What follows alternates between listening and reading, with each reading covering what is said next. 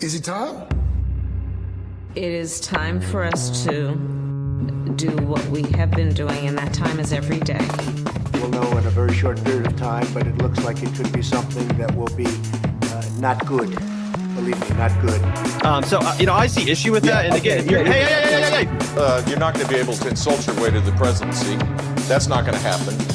I don't know who created Pokemon Go, but I'm trying to figure out how we get them to have Pokemon go to the polls. I'm Ted Cruz, and my pronoun is kiss my ass. So when you think about it, there is great significance to the passage of time in terms of what we need to do to lay these wires, what we need to do to create these jobs.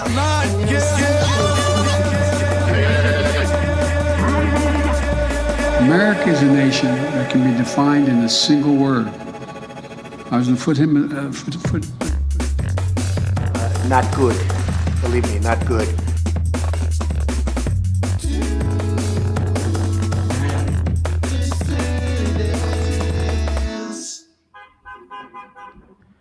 Hello, everybody. Welcome, Dissidents one and all, to a Sunday night edition of the Do Dissidents podcast. My name is Keaton Weiss, here with Russell Dobular. Hello. 268 strong here to start the night. A wonderful way to begin our Sunday evening. Thank you all for being here very, very much. It's always great to see you guys. We had a big show last Thursday. That was our highest rated live stream ever. We want to give a special shout out to the bride herself, Crystal Ball. What's that? Higher than Twitter files? Yeah, indeed. Of course. Oh, well. Right. So we want to thank our good friend Crystal Ball for the ratings boost. Really appreciate that.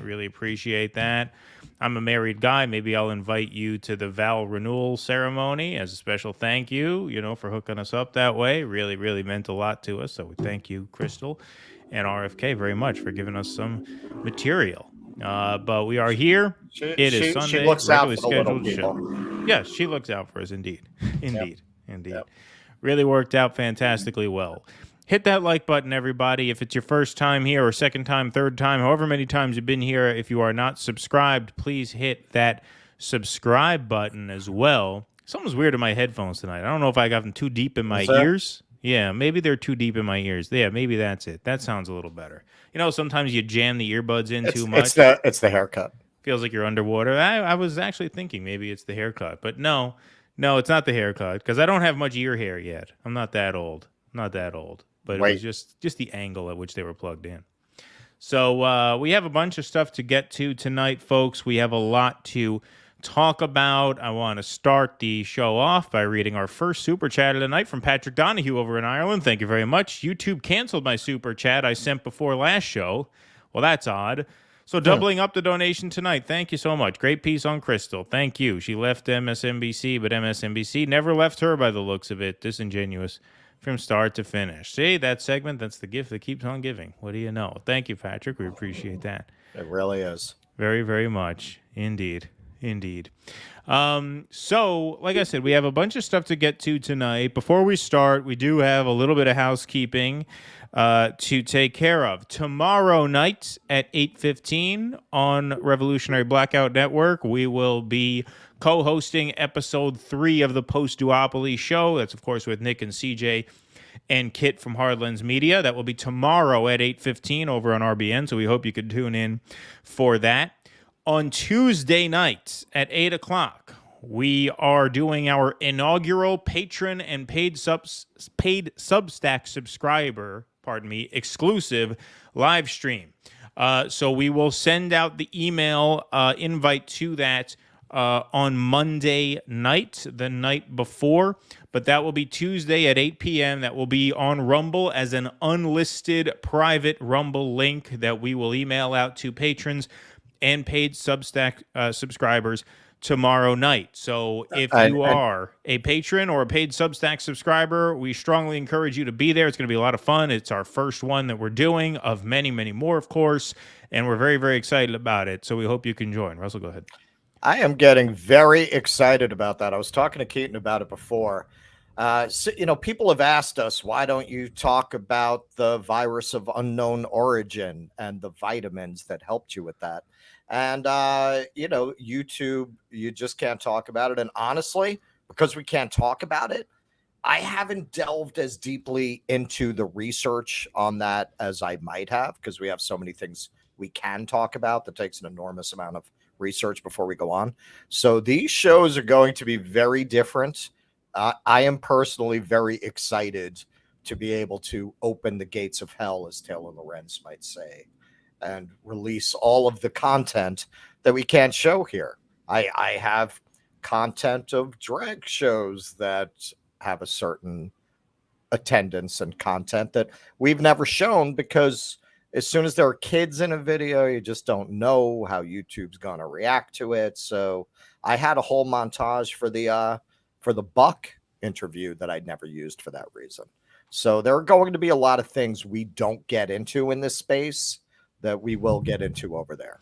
Yeah, and it won't be exclusively that stuff, but there will be 1 or 2 segments per night that's, something that we can only do on a free speech network as opposed to here in East Berlin.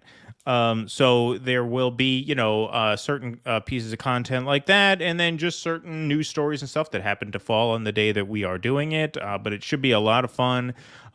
We wanted to do that. We put out, bonus video content for patrons and paid Substack subscribers, but there's nothing like doing it live with the audience here present, chatting back and forth. On Rumble, you can do live chats and everything, so we'll be able to see you guys and interact. It should be a lot of fun. And so if you can make that, that is Tuesday night at 8 p.m. If you're subscribed. If you're not, go to patreon.com/DoDissidents or DoDissidents.substack.com for as little as $5 a month. You get access to those streams and, of course, call-in access to all of our regularly scheduled live streams, right here.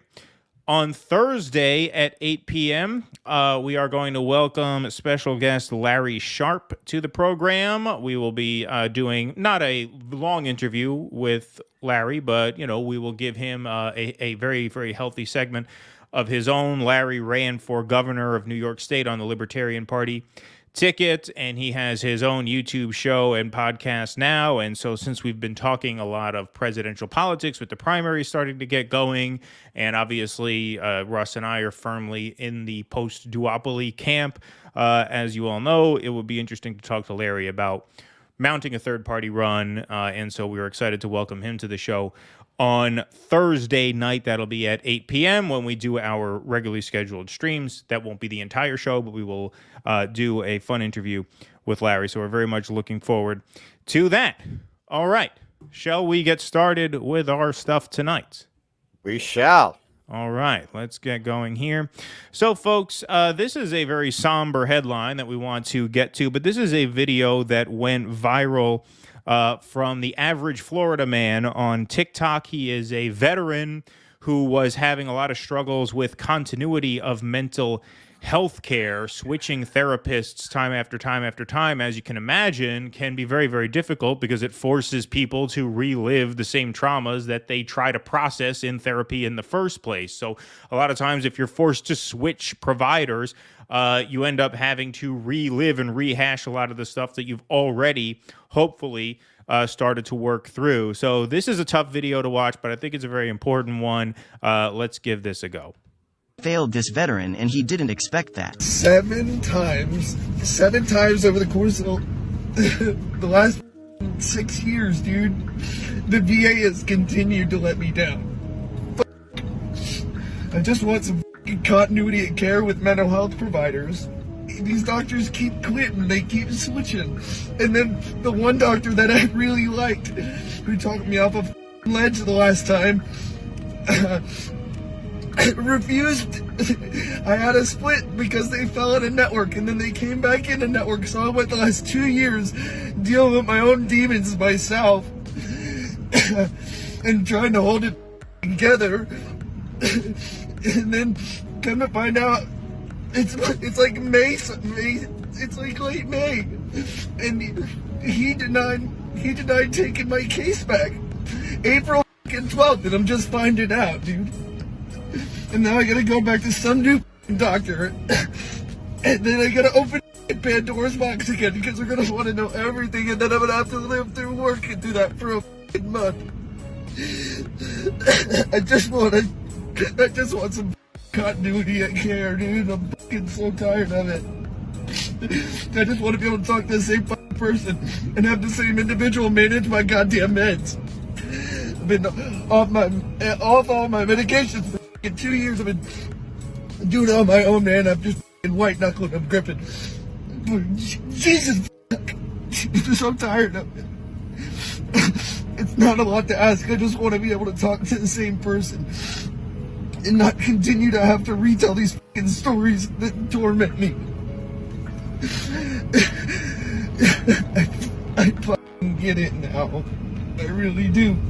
I just want some continuity of fucking care. Yeah, notice, he cut the video there when he said, I really get it now. And then it cuts, the frame cuts. I wonder what he talked about in the interim that he decided not to include in that video. You saw a little edit there.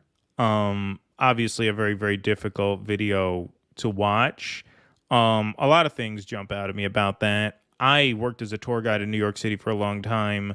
And when I first got started working as a tour guide in New York City, the first gig I got was actually from upstate New York, going from a KOA campground into Manhattan. So you would meet a lot of retired RVers.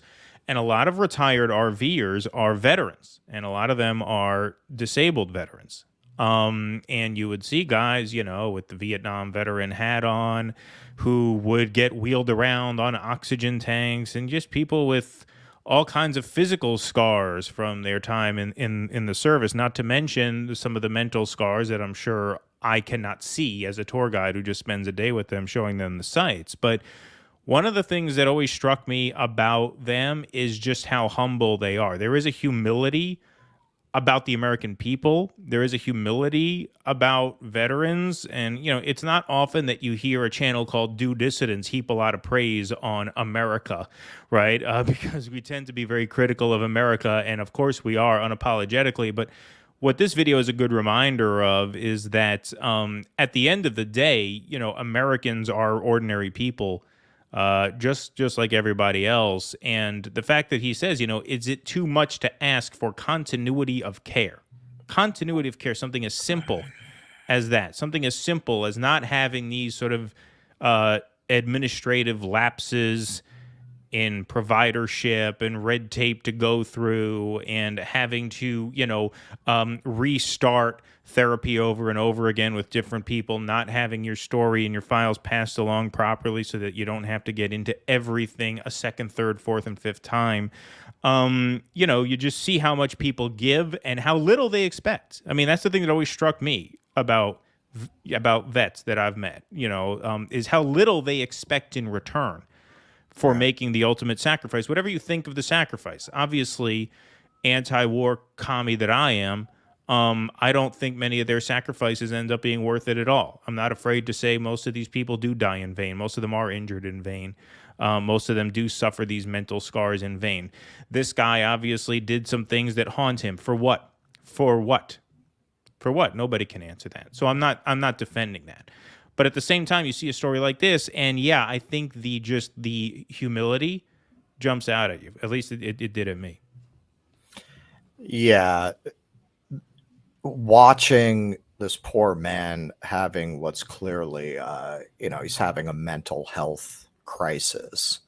And I'm not in any way comparing it. I've intimated this a couple times on the show. After I quit smoking, I went through a mental health crisis, and I was almost pretty much in the state you're seeing there. And again, I'm not comparing what I've gone through to what this man's gone through, but that makes it particularly painful for me to watch that. I somewhat understand that feeling of just, you can't even pull it together.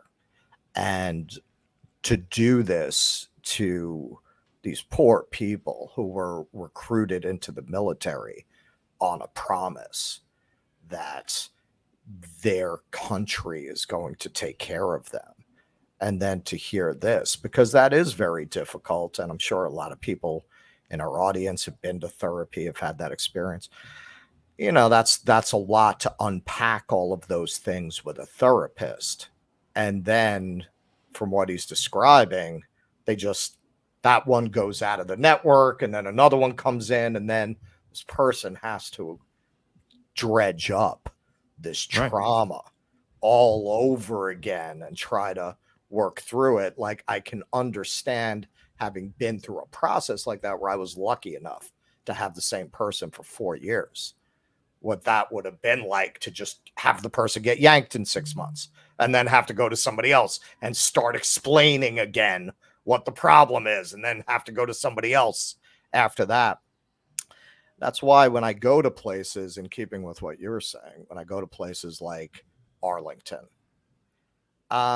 honestly, and again, this is not a statement on the service members at all, it makes me sick, because they glorify death in the military to get you to join the military. That's how I read places like that. It's a recruitment ad for the military, when really, I'm not an absolute pacifist, but there are very few wars that don't really boil down to elites fighting over their money and resources, where in the end, no matter how the war resolves, the people who fought it are not going to reap the benefits even in victory.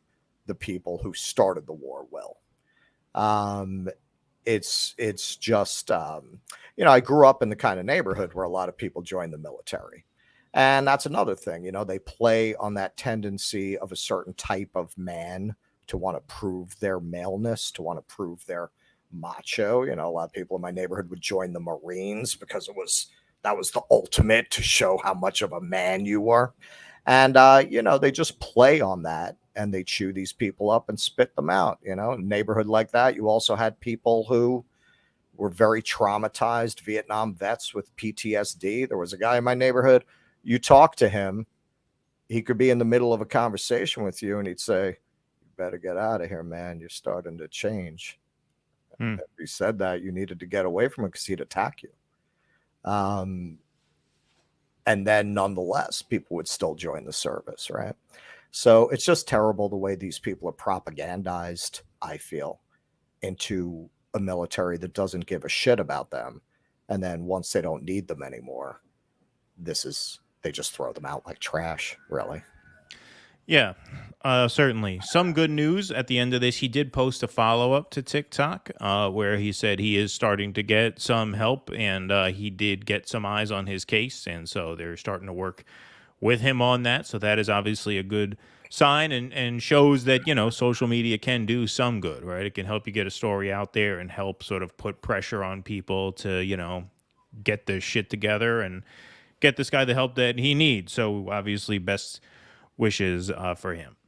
All right, let's go on to our second headline. Oh, actually, before that, let's switch gears. Yeah. This gives us a chance to lighten things up a little bit, folks. Yeah, that was a tough opening. Tough opening.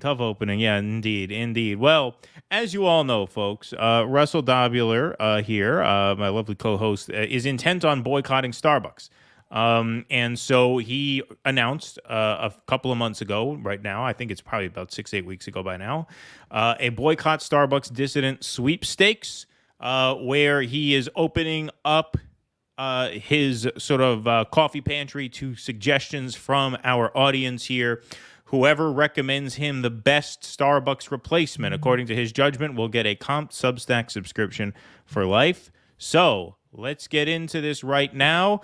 Before we toss to you, Russell, and you introduce this week's coffee, we are going to plug our Patreon and list our patron supporters, give you the appropriate shout out, patreon.com/DoDissidents, to help support the show, get access to exclusive videos, call-in access, and of course, starting this Tuesday, obviously, don't forget, exclusive patron live stream. So go ahead. What's our coffee today? All right, I forgot to bring over the bag, but this is Santo Domingo coffee, which is from the Dominican Republic. This is kind of their Folgers, Keaton tells me. He's been to the DR twice. You've been there twice? Indeed. All right, I'm kind of switching. Opened up a couple tobacco plantations down there. Yeah. I went down there to do some hiring. No. I went on my honeymoon, and one time before then. I am switching gears now into the more economy coffees, right? Things that are, I won't do anything over $14. So now we're getting into the, $5 to $8 range coffees. So Santo Domingo, let's see how it is. Oh yeah, it's good. Yeah, I love this coffee. When I went to the DR, we went to the all-inclusive resort thing. And so, people from all around the world go there. And when people from all around the world settle in one place, the food tends to be kind of mediocre because it has to be bland enough to appease everybody's taste, right? It can't be too spicy, too salty, too this, too that. So the food is very kind of boilerplate, which is fine. Like I said, you expect that. They got people from all around the world there. But the thing that jumped out to me was the quality of the coffee. The coffee is just fantastic there. And so this is, just like the house coffee. It's good. It's smooth. It's good. Yeah. It's smooth. That's what I like. I don't like acidic kinds of coffees. Yeah, it's good. It's smooth. It's got this nice little earthy thing going on too. It has that little bit of that extra flavor. It's not strong. It's not bitter, but it's, it gives you a nice warm feeling. Virtuoso's not buying it. He's not buying it. He don't like it? Virtuoso doesn't like it. I guess he doesn't like it. Interesting. I'm not sure where Virtuoso is from. Maybe it's a little competition. Yeah, maybe. Perhaps. Yeah, it's good. It's a smooth coffee. Okay, look, so I still say this. If what you really want is the taste of a Starbucks French roast, San Francisco Bay has been the closest to that still. But there are a lot of good varieties of coffee that don't taste like that. So this is a pretty good variety of just coffee. It's just good coffee. There's a sweetness to the Starbucks French roast that San Francisco Bay has. Most of these other coffees that I've liked actually have not been like that. They're just like smooth, good, strong coffees. Like the Cafe Bustelo was good. And Pete's Coffee. Yeah, it was pretty good. Like most of them I've had have been good. Frank, I don't want to make you feel bad, man, but that was the only one that was like undrinkable. The Javalia. That was terrible. That was terrible. But everything else has been like, yeah, I could drink it. Seriously. Like, let's put it this way. I haven't had one coffee that I wouldn't drink sooner than I would continue to drink Starbucks. There you go. Excellent. Except for Javalia. All right, let's knock out a few quick super chats here, folks. The super chats are very, very helpful. Thank you very much. They help us keep doing these shows. We are thinking about adding a third stream fairly soon over the summertime. We will integrate that in. So with your help, thank you very much. Eric Husso, thanks for the $5. That guy is proof America doesn't give a crap about Americans. Use them, then discard them. Yeah, America, number one. Yeah, I agree. I mean, that's part of what informs my anti-war views. Look, and once again, I think they exploit the sort of selflessness of the people who sign up, who really don't expect much. I mean, like I said, this guy's saying, what am I asking for? I'm asking for some continuity of care. That's it. I just want to correct for Virtuoso there. He's not saying anything bad. He just never heard of it. His father's Dominican. Oh, yeah. Okay. I thought he was like, really? Santo Domingo? Yeah. As I understand it, it's sort of an everyday coffee down there. Abiding, thanks for the 99 cents. Appreciate that. Eric, thanks for the other $2. Irish coffee, just add some whiskey. I win. There you go. And done. Bang. I had that for the first time with my dad. My dad's a very colorful guy. He's like something out of The Hustler. He was a professional poker player. So he took me. Okay. He took me when I was 17. He took me to the casino. He played poker. I drank Irish whiskey. I had quite an upbringing. Yeah, sounds like it. DD has double the viewers than Vanguard had with Marianne Williamson. Yeah, that was not a very nobody was watching that. Nobody really was cared. That. No one cares. Well, between the Vanguard and Marianne Williamson, what was the incentive? Yeah, not much to get invested in. Auntie Ann, does Russell have a P.O. box? We can send him coffee to try. You know what? I've been some New Mexico Pinon coffee to try. That's a very nice offer of you. You know what? I'm considering it because you're not the first person to say that. Like, there are people all over the country that want to send me a damn coffee. So I might open one up. Yeah. Okay, so you know what? Send us an email, dudissidents@gmail.com with that, and we will get back to you on that. You should open up a P.O. box just for coffee. Just for that. That's the only reason. Well, you know what else I want to do? I'm just spitballing here. I got to talk to Keaton offline about it. We get tips from our viewers that we use sometimes. We should maybe have an email for that. Oh, you mean like news things? People send us things that end up on the show. They do. But I don't think they know where to send it because they'll DM me on Twitter with it. They'll IM me on Facebook with it.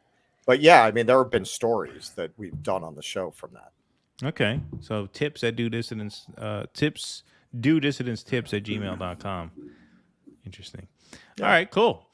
Tusker, thanks for the $5. We appreciate that very much. Thank you. Cool Blue, thanks for the $1.99. Are the Vanguard drinking too much coffee? I don't know. Not enough, maybe. Maybe not enough. Maybe not enough. I don't know. But yeah, that Marianne interview did not do too well. We are gonna play a clip from that later though, because we're doing a whole segment on Marianne.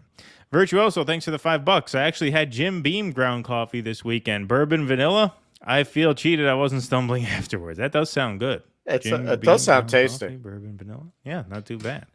Maybe we're over preparing for these shows, Russell. Maybe we should just talk about coffee for 2 hours. It seems to be doing pretty well. The super chats are coming in. The suggestions kind of low key, low pressure. Well, no. I actually sent a screenshot of this to Keaton the other day.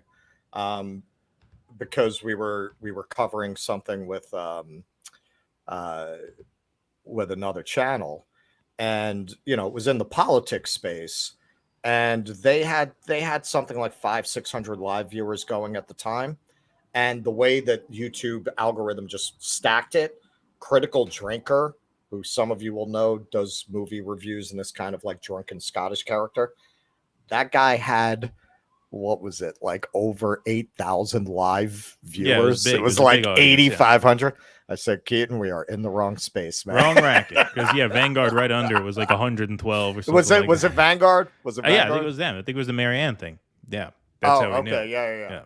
I didn't watch it live. I just went in and watched it afterwards just to see if there's anything that we should comment on, which there is. So we will be talking about that a little bit later on. Paul Chu would become a member, but in the past, when I join a channel, they start to suck. So here's $5. Oh, is there a Paul Chu curse when you start supporting a channel?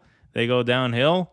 Interesting theory. Well, thank you for the $5, my friend, and hopefully you can be persuaded we're too stubborn and crazy to change. Yeah, exactly. We won't really change much. Not too much, indeed. Alrighty, everybody. So let's get on to our second headline of the night here. It's from the Washington Post. On Friday, the FBI misused surveillance tool on January 6th suspects, Black Lives Matter arrestees, and others. Crime victims, political donors, and potential sources were targeted in digital searches that the FBI said have now been scaled back. So this has to do with Section 702 of the FISA Act here.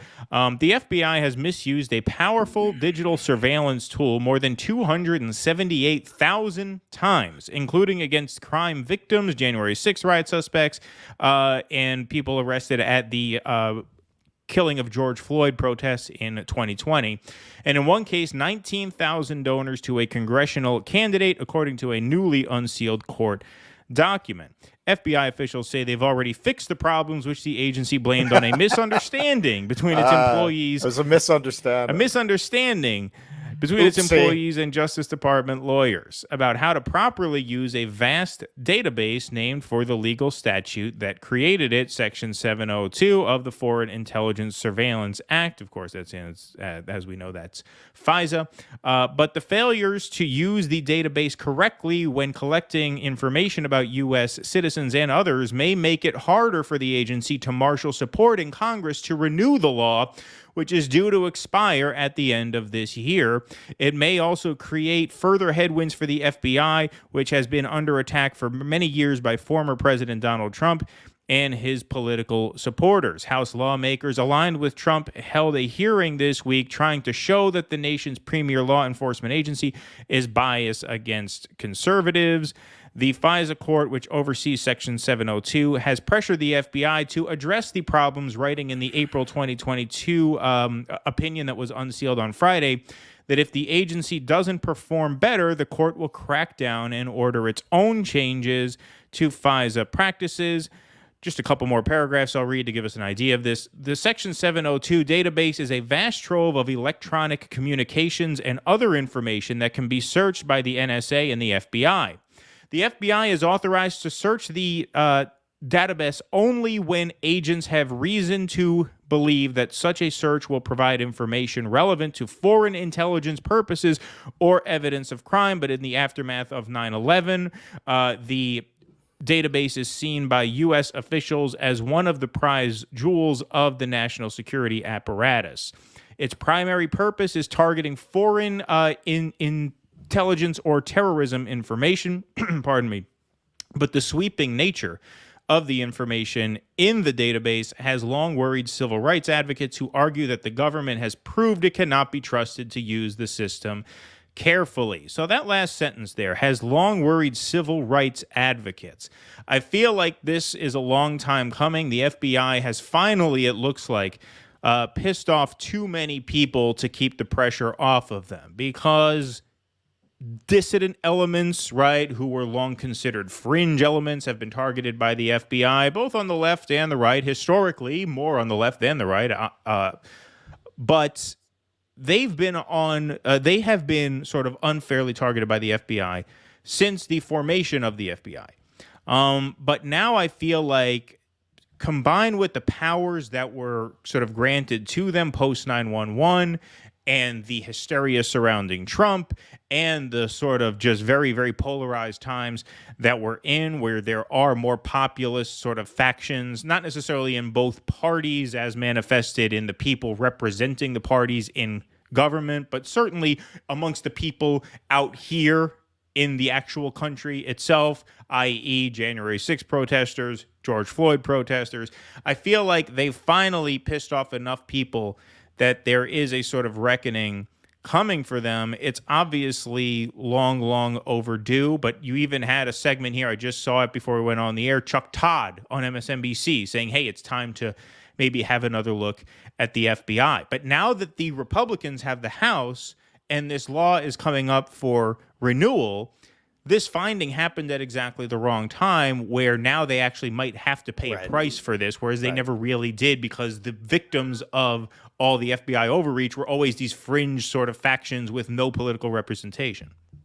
Well, this is where we're in fucking topsy-turvy land. Speaking of tips from audience members, unfortunately, I got this too late to incorporate it, but maybe we'll cover it in a separate segment. The Jim Jordan's committee, which is continuing to investigate abuses of intelligence agencies, just had 2 FBI whistleblowers, and based on Michael Schellenberger's description of the proceedings, Plaskett and Wasserman Schmuck were up to the same tricks they were with Taibbi, claiming they're not real whistleblowers, they're disgruntled employees.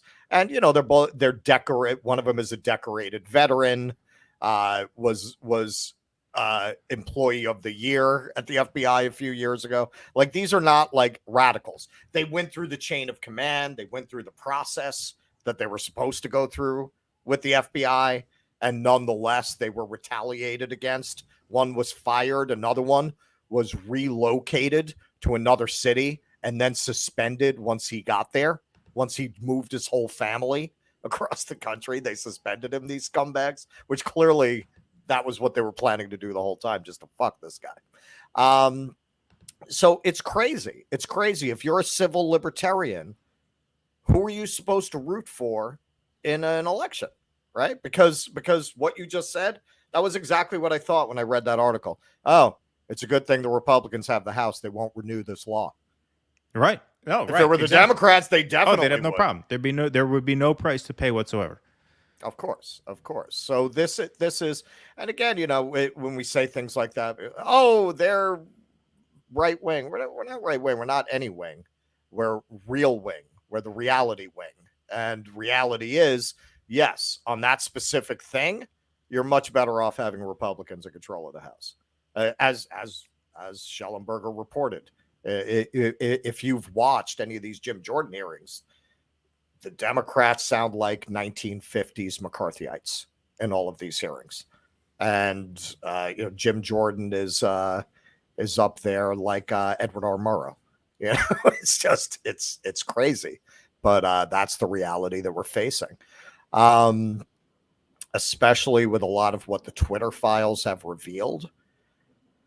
This is very, very dangerous. It's very dangerous. This power is very dangerous to have in anybody's hands. And the irony of it is nobody's pushed for it harder than the Democrats have.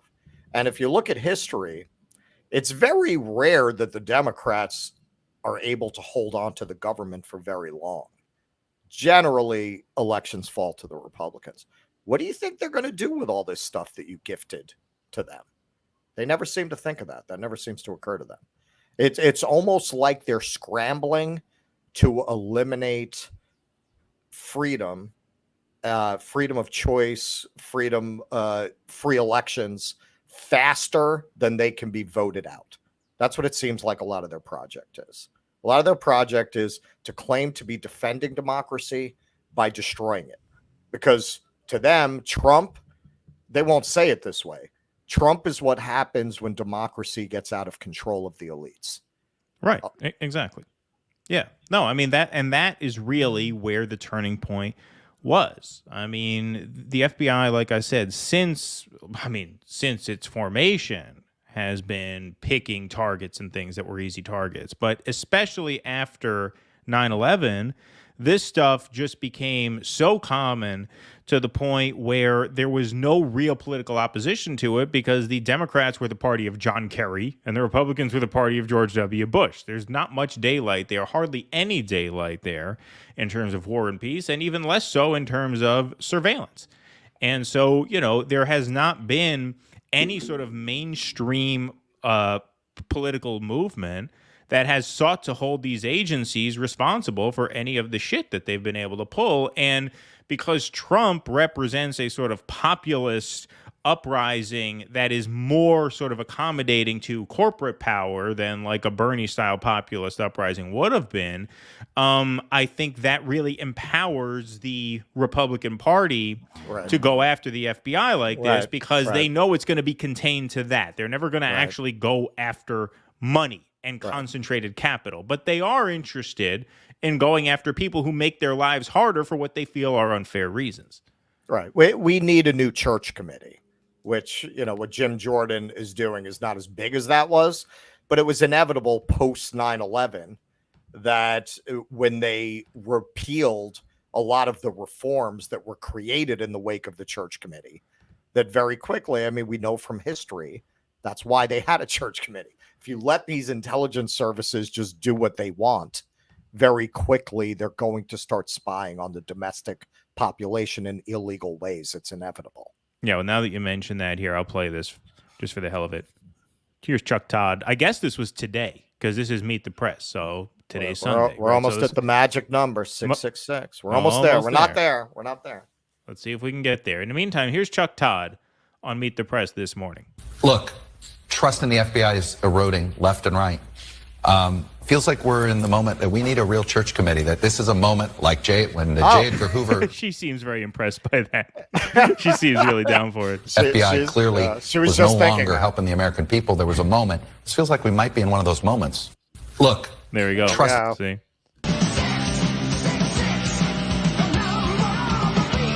Oh, we reached it. All right. There we are. 666 live viewers. Thank you guys very much for joining. Please hit that like button. Please hit that subscribe button if you're not subscribed already. Where are we at? We got a nice big subscriber boost this week, thanks to the strength of our last episode. So thank you guys very much. 9344. All right. So we got a handful of you guys signed up over the course of this show. Please hit that subscribe button and please like this stream. Okay. Speaking of civil libertarianism, Russell, you want to introduce this next piece? Yeah. So, apparently being we've been getting too many subs, so I wanted to prune a few. So we decided to cover this. So apparently being a comedian in China is a very fraught occupation. So a Chinese comedian made a joke about the dogs he had just bought. And boy, that bit did not go over with the Chinese authorities and with some of the Chinese people. Something that's very interesting to me in this article is they claim that the government only found out about it because of complaints by people who had seen it. So were we going to read it? Oh, I'm sorry. Go ahead. The offending remark was made during a stand-up performance in Beijing on Saturday when Mr. Li alluded to two canines he had adopted, which were chasing a squirrel. Quote, "Other dogs you see would make you think they are adorable. These two dogs only reminded me of fight to win, forge exemplary conduct, which is the motto of the Chinese military," said Mr. Li, whose stage name is House. The punchline is part of the slogan that President Xi unveiled in 2013 as a goal for the Chinese military. In an audio Seems like it was a killer joke. Seemed like it killed. It killed, all right. It killed. An audio recording of the performance shared on China's Twitter-like platform Weibo, audience members can be heard laughing at the joke. So, all right. They were laughing, but look, you had a couple of Taylor Lorenzes of China in the audience who decided it was on them to ruin this guy's life. But it was much less welcome on the internet after a member of the audience complained about it. Beijing authorities said they launched an investigation on Tuesday. They then confiscated 1.32 million yuan of what was deemed to be illegal income and fined the company, this is the company that the guy worked for, another 13.35 million yuan, according to Xinhua. Shanghai Xiaogo's activities in the Chinese capital have also been indefinitely suspended. This is the management company. Quote, we will never allow any company or individual to use the Chinese capital as a stage to wantonly slander the glorious... Wantonly, not wantonly. I tried to sneak that in there.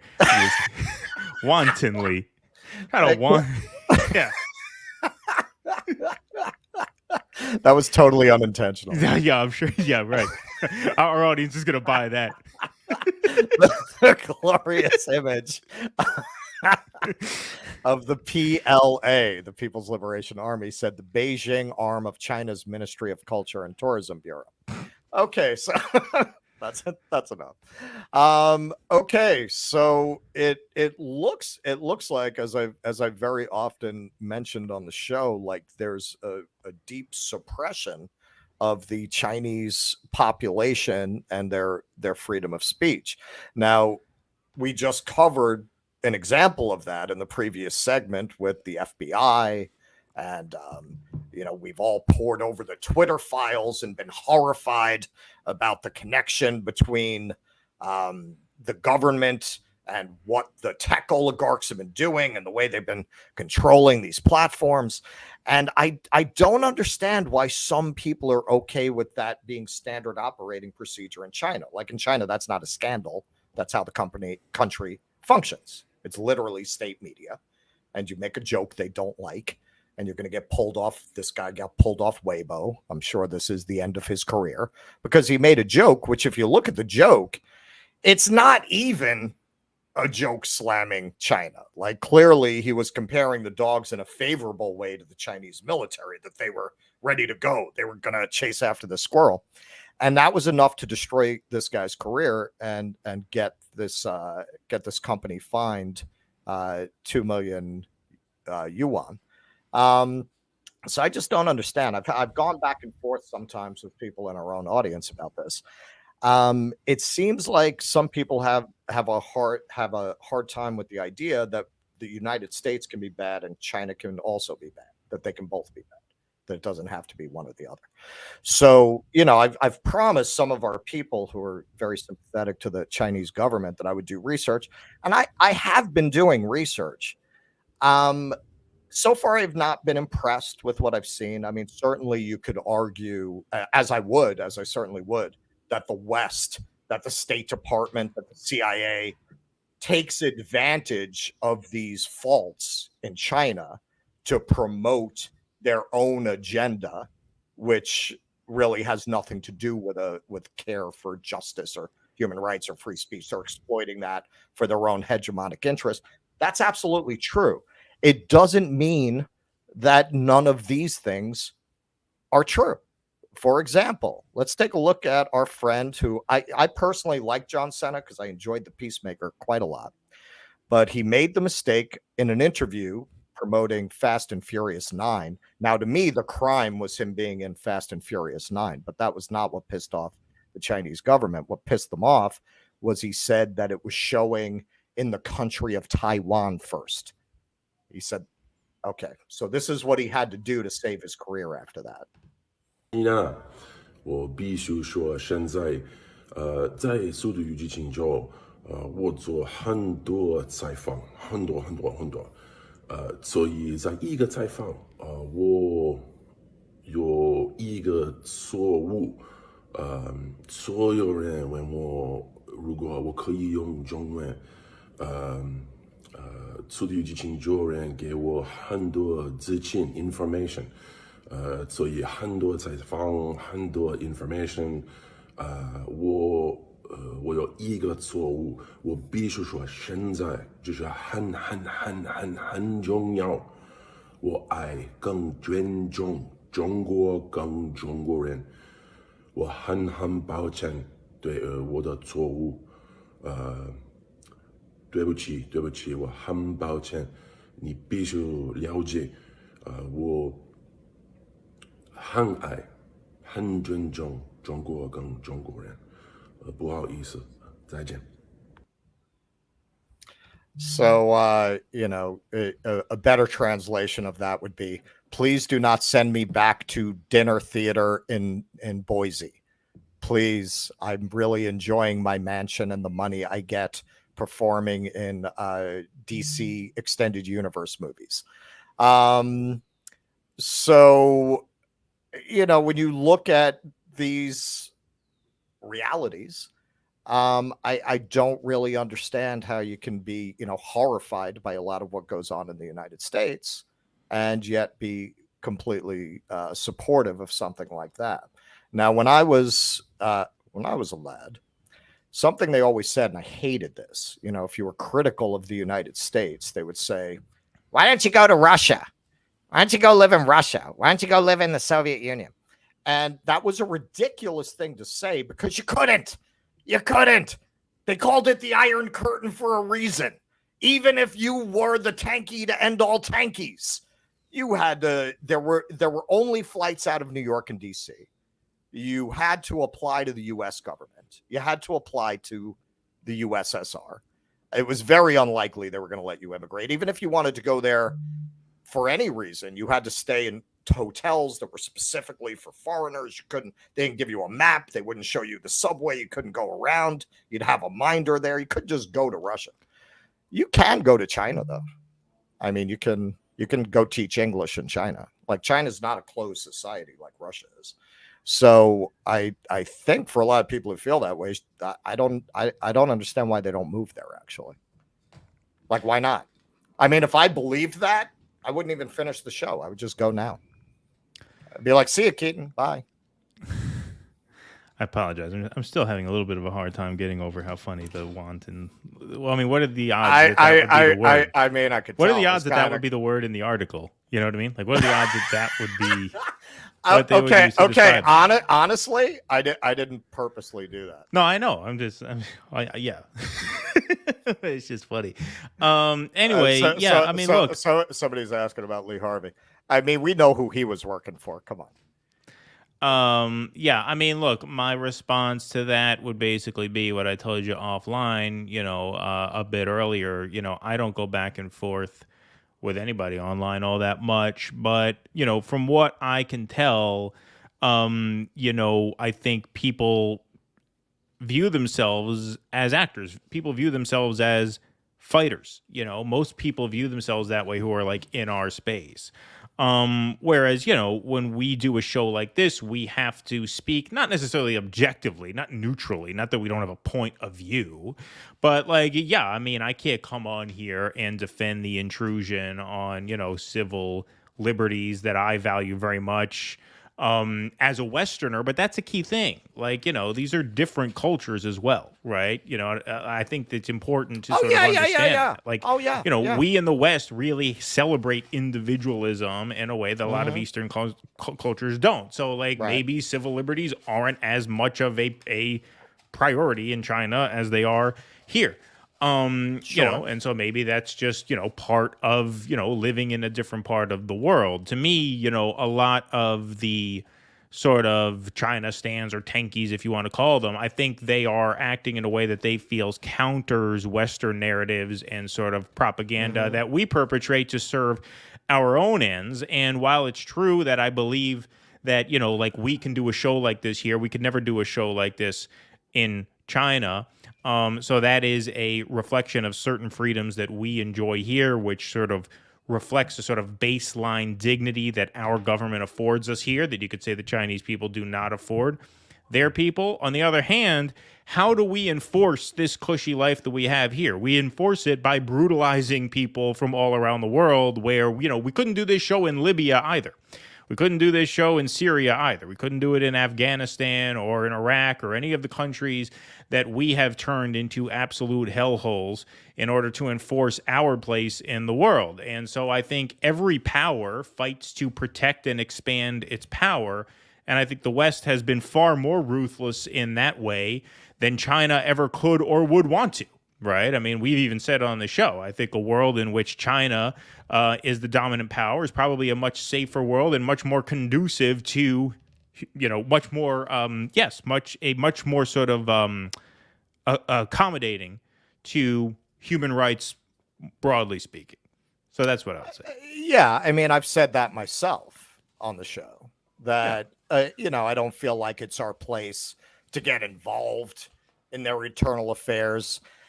At the same time, when you start making it out that these are all Western narratives, that none of this is true, I mean, come on. I mean, if it's not true, why is this comedian in trouble now? Like, you can't say these things aren't true. Sure. What I find, let me finish. What I find is when you really push people on this side of things, if you really push them on this, it's not that they don't think it's true, it's that they think it's justified. If you push hard enough on Uyghur camps, eventually they'll admit there are Uyghur camps, but then they'll say, well, look at the trouble they have in the West with Muslims, and they were having that trouble in China. In the end, they don't want to make that argument, but it's not that they don't think it's true. It's that they think it's right because they see it as this is what they have to do to fight the West and the capitalist class. But they know that's a much more difficult argument to make. So they simply deny that these are the realities inside the country. Well, look, power defends itself ruthlessly and viciously. And, in an international power struggle, in an international power order, yes, major power players will do terrible things to protect their power, as we demonstrate all day, every day. Sure. Right?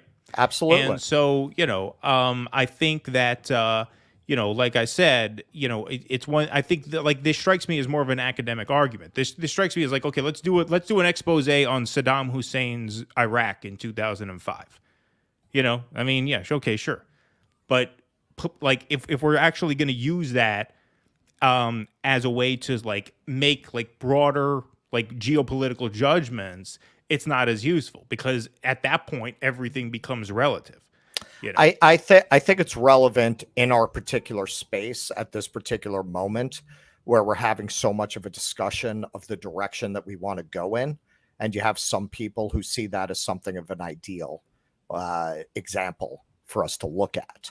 And I'm not saying that's a majority of people. It's a very small minority of people, but it's a vocal minority that seems to feel that that is some kind of a exemplar of a bulwark against the West. And as we were talking about before we did the show, I think for a lot of people, it's a depressing idea when they are very angry about the country they live in and the way that country has treated them. It's very depressing to think no place is necessarily better, right? They want to, especially if it's a country that is geopolitically antagonistic with the country that they're in. Well, sure, of course. The tendency is to want to look at that country as the good daddy, right? And they've been abused by the bad daddy, and that's the good daddy. And the idea that everyone's father is an asshole, they don't like that. They don't like that. And I think that's where a lot of that comes from. Yeah, I mean, like I said, I don't enjoy getting letters in the mail from the IRS. Like, I don't like really any government. I mean, like, power is a problem. Power is a permanent problem, right? It's always going to be a problem. And like I said, I don't go back and forth with people enough to know the extent to which there are people, in whatever numbers you're talking about, who take one firm side that it's ideal. I saw Tusker just posted in the chat. Of course, it's not ideal, right? I mean, there is no ideal power structure. There is no ideal system. You don't know because they never come for you, motherfucker. We've talked about this.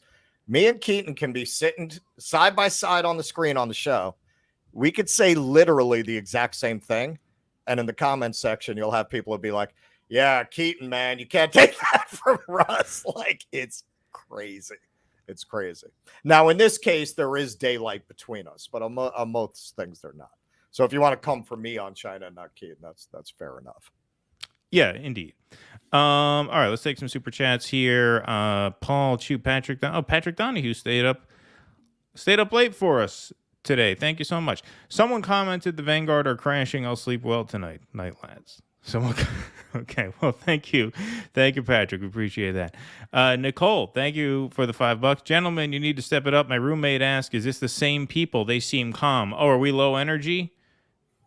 I guess we're low energy this evening. All right. Well, we'll try to turn it up for you. We appreciate it. We'll try to pick it up. Hang on a second. Hang on. Yeah, right. Yeah, exactly.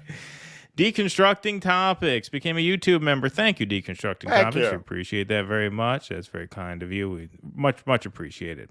All right. Let's go into our final headline of the night before we hit our main segments here. James Clyburn went on Chris Wallace's new CNN show. I almost said Fox News show. But yeah, Chris Wallace is over at CNN now. And given Joe Biden's failing poll numbers against both DeSantis and Trump, Wallace tried to, communicate to Mr. Clyburn, who's obviously, a staunch Biden loyalist. Maybe the Democrats should think about swapping him out for someone else. What do you think? Let's take a look. But the Washington Post has a recent poll out that shows that Joe Biden is in serious trouble as he seeks re-election in 2024. Let me put some of this on the screen. Does Mr. Biden have the mental sharpness to serve effectively as president? 32% said yes, 63% no. And when Democrats were asked who they want the party to nominate in 2024, 36% said Biden, while 58% said someone else. Congressman, wouldn't Democrats be better off picking another person as their nominee next year? Well, I don't think so. When you go into a general election, it's going to be Democrats against Republicans. I mean, what answer did you think he was going to give there? Oh, you know what? Actually, come to think of it, it's the first of those I've seen. Yeah. Let's go find Marianne. Clyburn is really, he reminds me of the guy with the Kennedy accent on The Simpsons. He's just like a caricature of a corrupt politician. Yeah, like right, that. yeah, Like yeah. that. Like he really does not have the capacity for shame. No. He takes the most money from the pharmaceutical industry of anyone in Congress, and he comes out against Medicare for all on the regular. And as friend of the show, Marcel Dixon has often pointed out, his district is a total shithole. He's done nothing for the people back home. Yeah, I think it's the fifth. I mean, it's been a while since we interviewed Marcel when he had this number for us, but I think it's the fifth poorest district in the country. Fifth poorest in the entire country. And you have this very powerful congressman representing you. What has he done for you? Yeah, exactly. All right, let's hear him go on. What's the Democratic agenda? What's the Democratic vision for the future? And what's the Republican agenda and vision for the future? And then you look at the candidates and you compare your candidate against their candidate. That is when it comes to fruition. Oh, is that right? Just like explain. That was just like the Schoolhouse Rock explanation for like what an election is. Well, you have your issues. Okay, I like these issues. You like these issues. Then you have the candidate. Then you decide which candidate and which set of issues you want to vote for. Where are we at? What are we at? A minute and 5 seconds. I am a bill on Capitol Hill. Exactly. Just talk about like running out the clock. All right, well, let's hear the actual explanation because he will press him on this. Let's take a look at these recent horse race polls, candidate versus candidate. Washington Post, Trump +6. The Wall Street Journal, Biden +3. For all of Trump's baggage, and he's got a lot, this race is essentially even. I mean, isn't there a real risk, don't Democrats risk, that if you nominate Joe Biden, with all the concerns, particularly about his age and his competence over the next 6 years, that the country has, there's a real chance that the country ends up with President Trump again? I don't think so, not in the least. And I've seen no breaking in. And when you put Biden up against Trump, Biden does very well. Now, he just demonstrated that he does not do very well. Just literally demonstrated that a second ago. Clyburn is he's a professional. I mean, he is a true political professional. And what is that profession?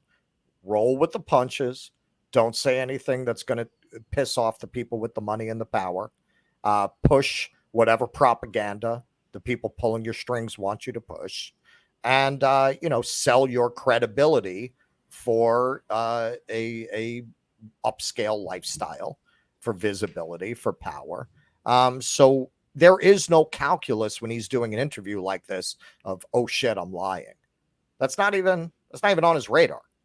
Whatever he's supposed to say, that's what he's going to say. That's all he is. He's an empty suit. Yep. The polls, one poll may say one thing, other polls will say another. I'll go with the average of those polls, and Biden is 4 to 8 points in the lead.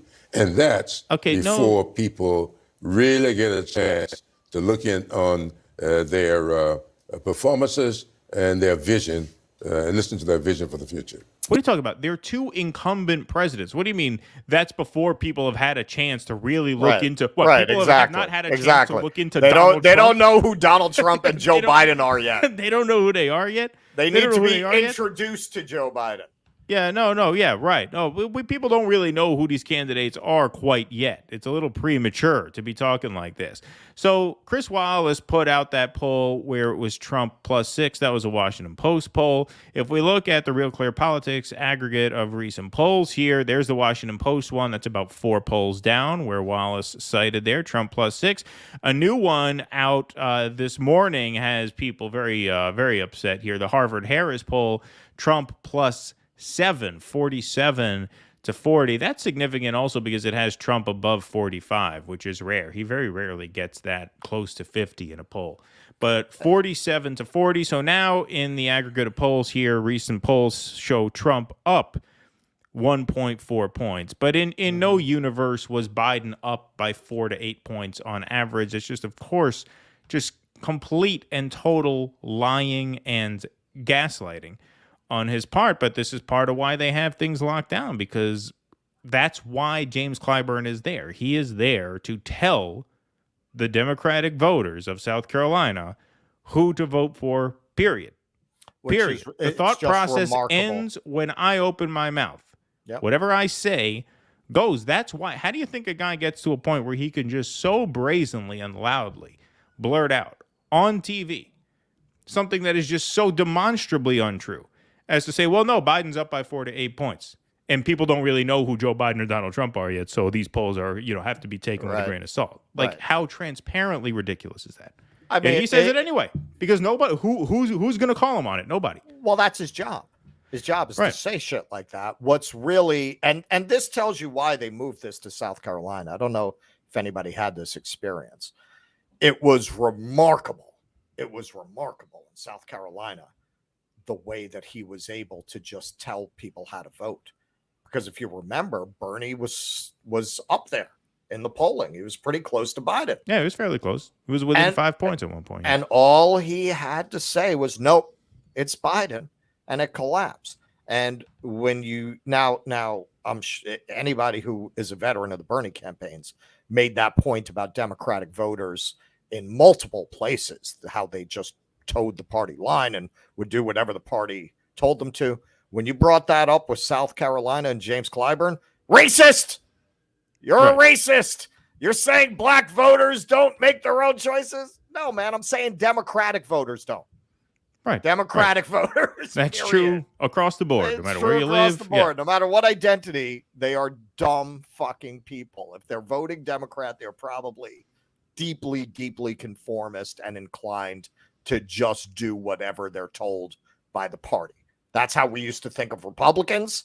And again, it's another way that the parties have flipped. People used to always talk about how the Republicans were disciplined, right? If they want the party unity, and once they told the voters of the Republican Party who to vote for, they would all close in and vote for that person. Now it's the opposite. Now it's the Republican voters will tell them to go get their fucking shine box, and the Democrats will do whatever they're told. Right. Absolutely. All right, let's get to our main segments of the night. We did want to play this during the coffee segment, but we will do it right now. Instead, it is Sunday, and we didn't have time to put together a funny this week, so we thought we would give you a coffee-related Sunday funny. This is the great Michael Savage going off on a caller from, I guess they were from Portland, Oregon, because he refers to the state as a once great state, a timber state, and now they're a bunch of latte lappers, as he calls them. But this is Michael Savage lamenting the bourgeois coffee cosmopolitan scene here. Let's hear him respond to a caller's question about Starbucks and the gourmet coffee market. You used to be a state of the timber industry. It was an agricultural state, a fishing state. How did it become a cappuccino state? How did it become a state of latte lappers? How did it become a state of latte lapping losers who think that because they know the difference between a mocha and a latte, they're sophisticated? You ever see them online in Starbucks? I'll have a mocha, double estape, latte, pate, latte. They sound like a bunch of kittens lining up for a milking. You ever see them, all the kittens? They all know the different coffee drinks. A double latte, a half a mocha, a double espresso. I want coffee from the 5,600-foot level of Guatemala. It should be organically raised. Is it a sustainable farm? I want a certificate to show me the farmer wasn't abused. Did the coffee bean go into the pot happy? Was it a happy coffee bean? Was it an abused coffee bean? I want to know if it was white people who were selling the beans or buying the beans or exporting the beans or transporting the beans. I want to know if the Latino people were benefiting from the exportation of the green harvest. And then when I get my coffee, I want it to be from water. I want the water to come from Mount Hood. I want it to be filtered water, special water, boiled water, sensitive water. I don't want to have any polluted water. I don't want any toxic water. I don't want any city water like the ordinary Republicans drink. I want a special liberal water, and I want it boiled a certain way to a certain temperature to mix with my 5,600-foot Guatemalan, a culturally sensitive, eco-friendly coffee bean. All right. That guy's a showman. Gotta give it up. Gotta give it up. Yeah, man. The milking kittens for killed like me. Kittens lining up for our milking. That was pretty funny. That guy's great.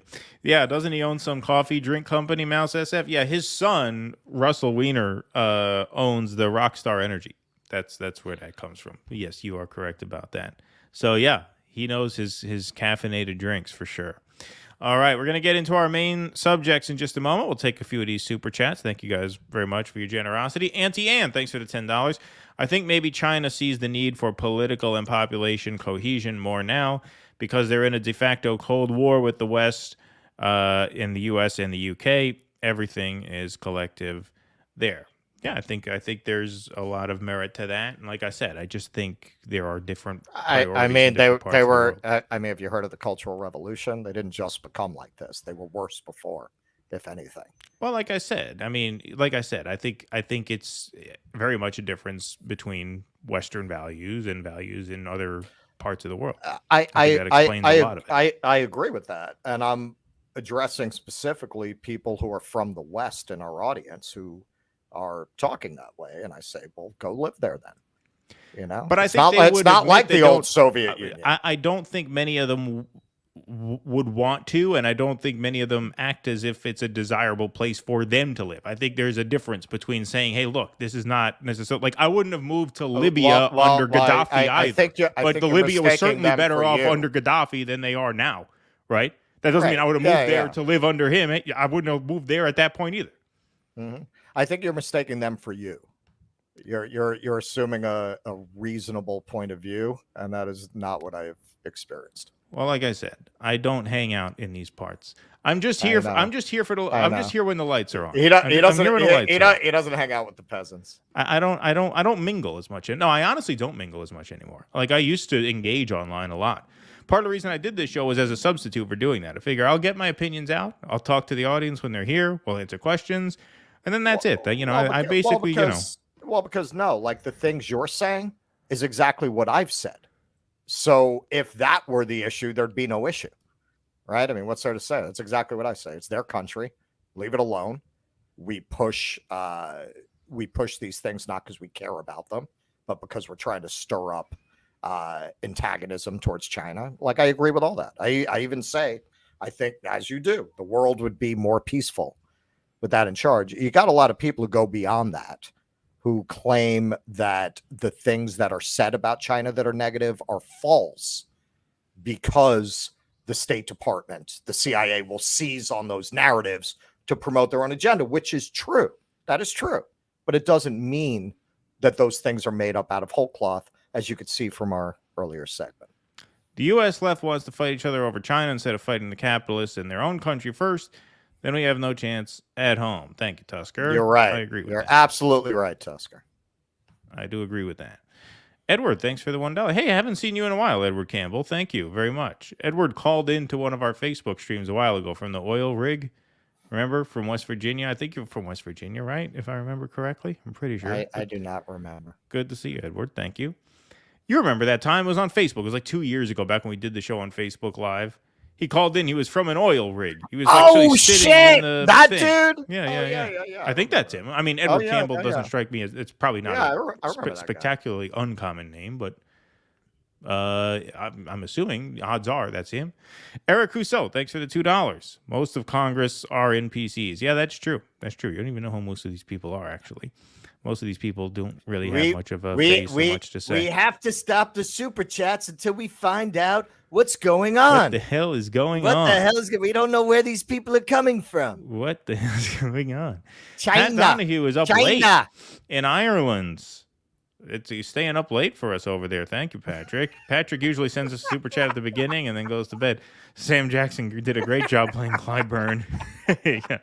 In Django Unchained. Top comment in the chat tonight, laughed out loud at that. Right, definitely bedtime. Oh, were you quoting somebody else? Oh, so somebody else put that and not as a super chat, and you thought you should highlight that and make it a super chat? Okay, cool. All right. Well, good on you for doing that. Thanks for curating that comment. Whoever posted it was probably too afraid to put it on a super chat. Maybe they didn't want us reading it. But we did, and they didn't have to come forward and say they're the ones who said it. So look at that. It's a win-win. Thanks, Cool Blue, for the $4.99. 2020 result. Democrat Biden plus 4.5 in the popular vote in 25 states. Movement in either party's direction tells us whether it's a D or R. Wins in 2024. I mean, look, you're expecting a 4.5-point popular vote win for Biden. I don't know that I would sign on for that right now. I don't know. I would say, look, whoever the Republican nominee is going to be the president. There is absolutely no way Joe Biden's getting reelected. The only question to me is because of Roe v. Wade, do you get a split decision where the House and or Senate still stays with the Democrats just to make sure that they don't try to pass a federal ban on abortion? I could definitely see a split decision like that. Yeah. But I think the presidency's a done deal. Interesting. Could be. James Van Der Zanden, thank you for the $5. Pardon me. Listen, while the left might want extra bullo, we're eventually going to have to grow up and vote for Manchin. We'll push him left. Pinky swear. Yeah, that's a fun story. Well, not a fun story, but an interesting one. We're getting to that fairly soon. Thank you, James. Appreciate that. Nick Riviera, Clyburn. Nothing but a driver turned overseer. All right, seeing a lot of charges. People are getting very spicy about Clyburn. People take a lot of license with Clyburn. He brings it out of people. Glad I found you in RBN. Thank you, Justin Burgess, for the $20. That's very generous of you. A comrade from Tennessee. Keep the truth going. We need you too. Well, thank you, sir. With support like yours, we'll be able to keep going.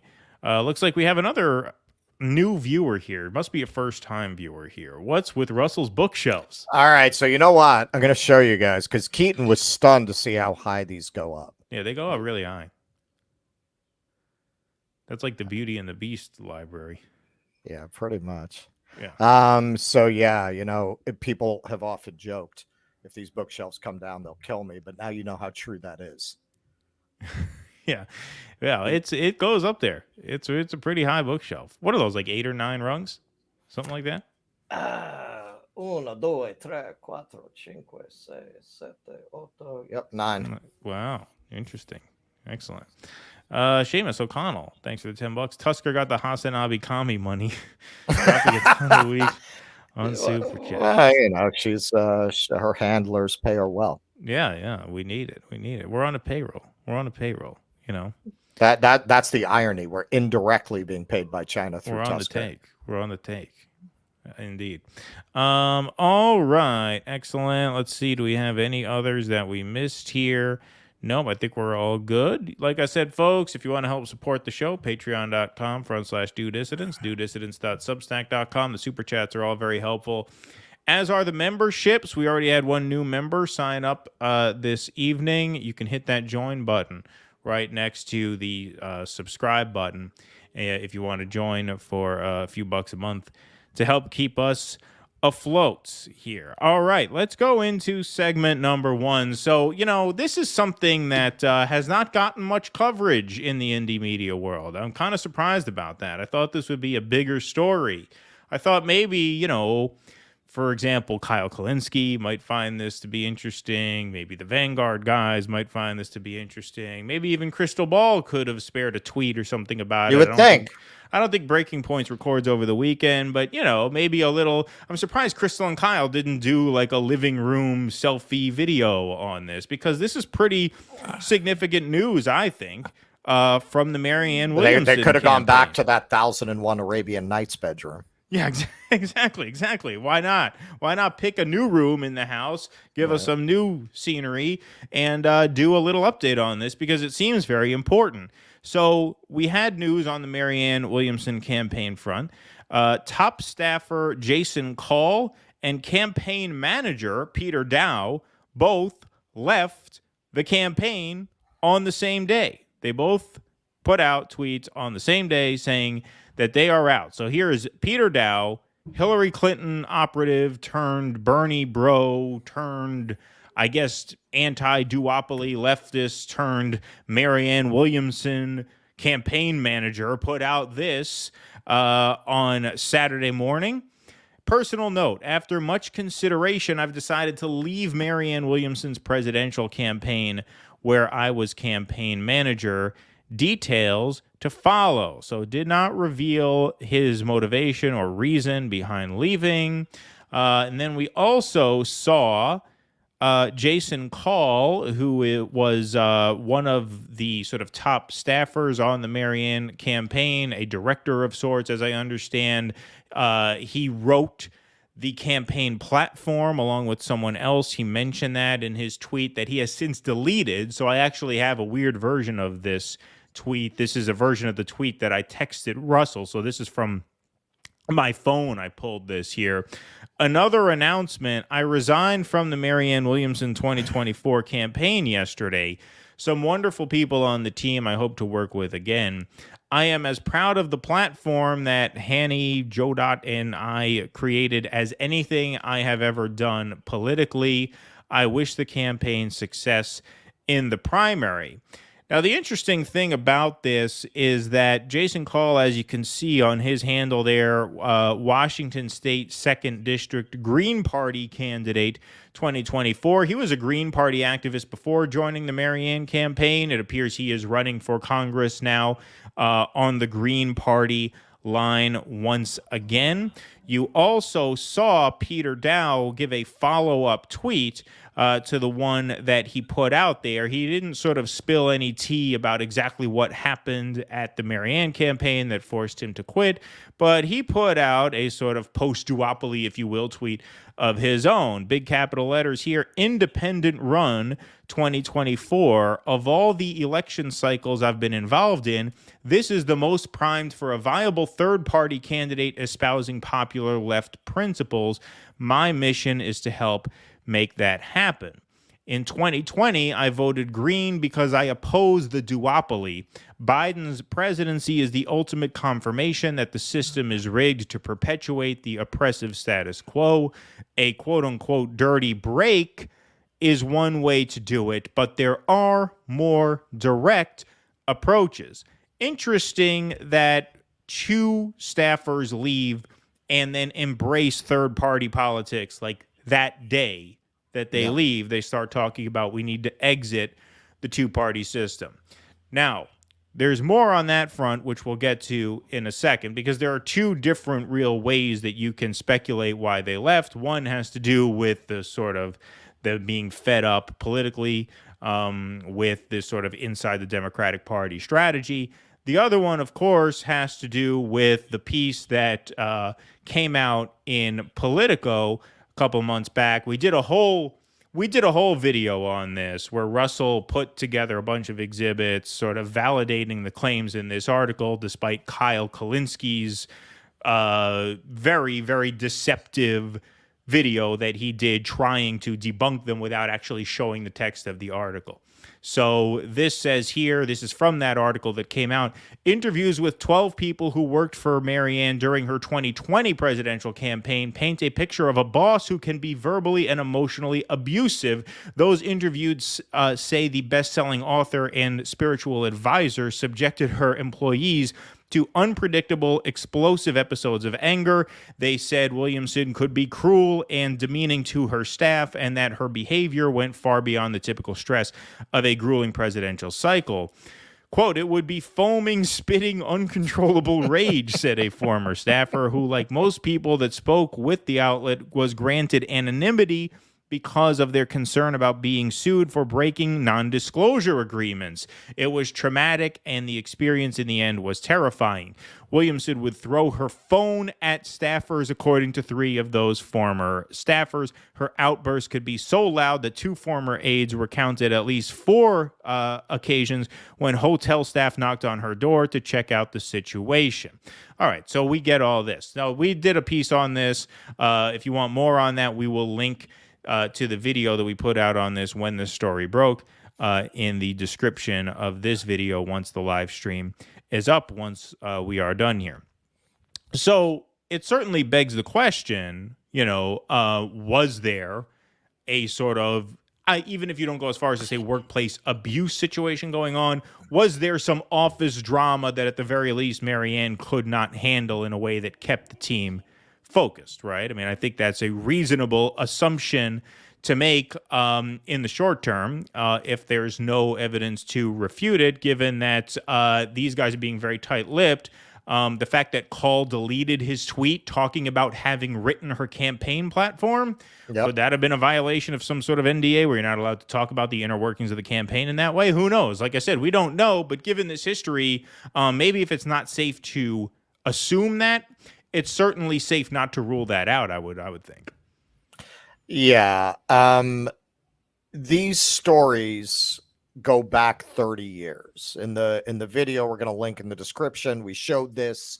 The Politico article itself links back to articles from People magazine, and I think it was the LA Times, that were writing this kind of stuff about Marianne Williamson 30 years ago.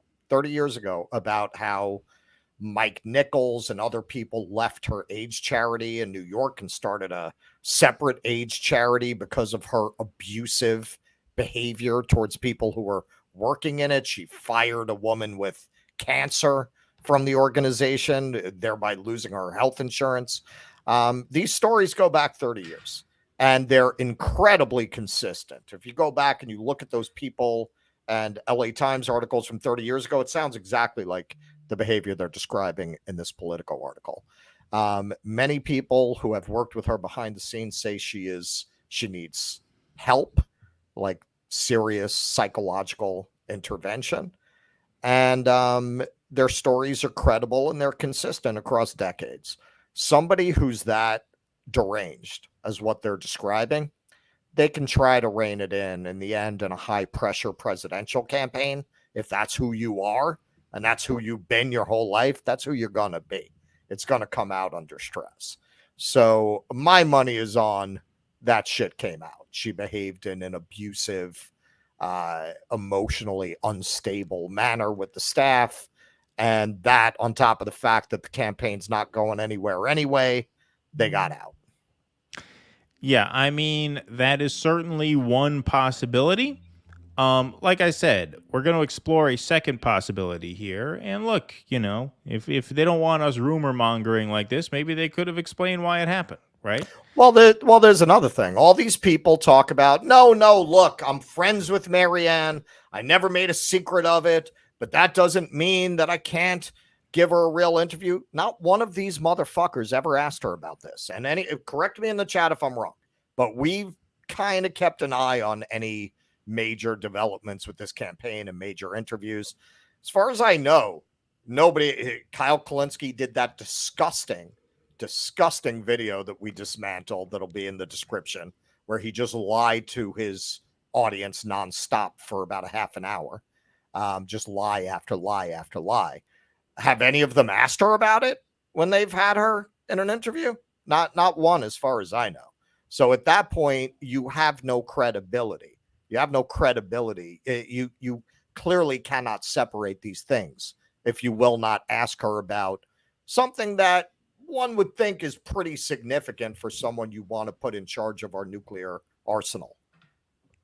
I mean, the Vanguard guys did a stream today, which I watched while I was cooking, so I didn't watch it really intently, but I listened to see if there were any updates on this because I was curious because I knew we were covering it. And, you know, it got done like just very shortly before we came on, so I didn't have a chance to like get any of the video from today's stream.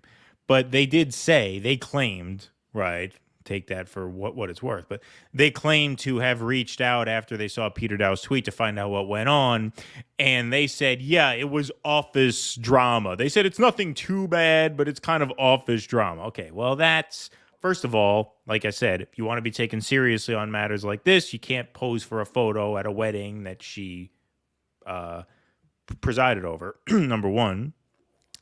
Number two, that sounds like someone who's trying to make it sound a lot better than it was.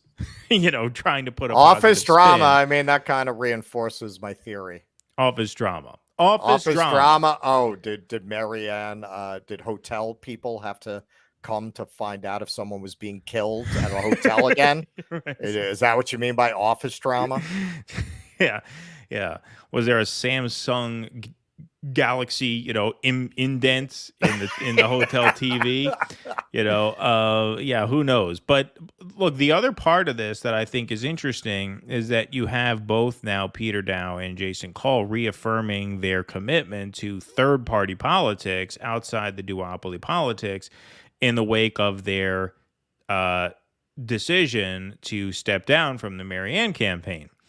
And what that makes me want to play, because this was an interview that she did with the Vanguard guys on Friday afternoon, in which they asked her once again about the possibility of doing a dirty break and running as an independent. And I think she gives what at this point seems to be the most conclusive answer that no, she's not going to do it, which, again, that could have informed where they were coming from as well. Let's take a look at this. Question that I wanted to ask you that actually got posed by someone in our audience.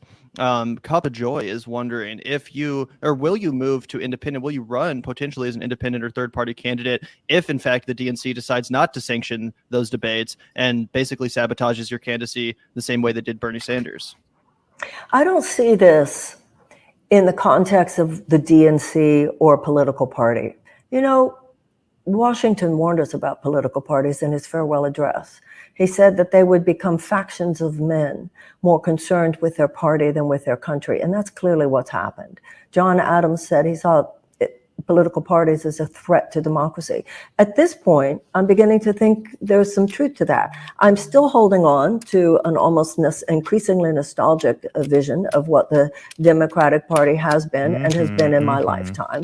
But the role of the Democratic Party is to facilitate democracy, not to thwart it, not to obstruct it. I'm not doing this for the Democratic Party, although the conduit that I wish to do it within is the Democratic Party that I have grown up to believe in and that I feel this country needs. But my concern is about our democracy, not about the Democratic Party. My concern is about our democracy. Let me just pause this for a second, since we're now at what? A minute and 18 seconds, nothing even approaching a real answer to the question. Right, word salad. That this person gave $15 in a super chat to. The thing about Marianne is that, you know, unlike the Bernie candidacy, unlike even the RFK candidacy now, the Marianne candidacy is really born of progressive media. Like, it was progressive independent online media that basically created the candidacy in the first place. I think RBN was correct to say that essentially Crystal and Kyle recruited her into the race. They really kind of twisted her arm publicly to run. She's tweeted her thanks to Crystal and Kyle out before. It's like she is very, very aware of this space in the way that I don't really think you could even say Bernie Sanders was really aware of this space in 2016. He probably knew he had support online, but how intimately, involved was he with the Young Turks at that time? How connected were they? How on the same page were they? Not really. And I think RFK is just of a generation, and he's cut from a certain kind of cloth that where like this sort of like YouTube space is not really front of mind. Marianne clearly is very tuned into what's going on in the online left world. Surely she knows how important this question is to the online left people who are fueling her campaign. Like, certainly she knows how important it is to answer this in a way that people know what they're getting into. Are you going to fall in line after Biden wins, or are you not? And so to be this obtuse about it, given how tapped into this world you are, seems especially sleazy, that you won't just give people an answer. Like, you know this is what people are talking about, and you still won't give them an answer. You still do this. Like, it's one thing for Bernie to do this, because Bernie had a lot of support from all over the place. There were a lot of people who liked Bernie because he was the most progressive Democrat in the race, but at the end of the day, they planned to vote Democrat anyway. So whatever. She's polling at 2%, 1.5 of which are people in this space. Not like us, obviously, not in our audience, but yeah, the Vanguard types, some of the Cedar people, some of the TYT people. Like, that's who's answering a pollster, I'm for Marianne. So why not give them an answer? Why not give them an actual answer? I'll answer that, and I've said this from the beginning about Marianne and her fudging on this question. It's one thing for her to play presidential candidate dress up. It's another thing for her to piss off Oprah. It's another thing for her to piss off her LA pals. Her LA pals will laugh off kooky Marianne's wacky presidential campaign. They will not laugh off any threat to jeopardize the reanointment of Joe Biden as president, as they see it.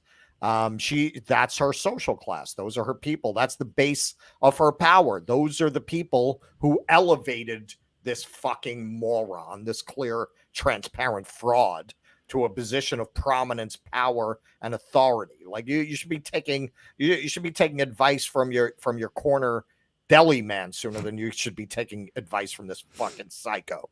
But that's LA for you. I mean, she fit right in. She was a perfect guru for them. So they elevated her to this position of prominence. And she knows her people. She knows her people. She can do whatever she wants except promise to actually do anything that actually threatens the Democratic Party. She does that, she stops getting invited to parties in Beverly Hills. That's why she'll never commit to that. Yeah, but she won't commit not to it either, which kind of makes she's playing games to keep the fucking Beavis and Butthead here hanging on.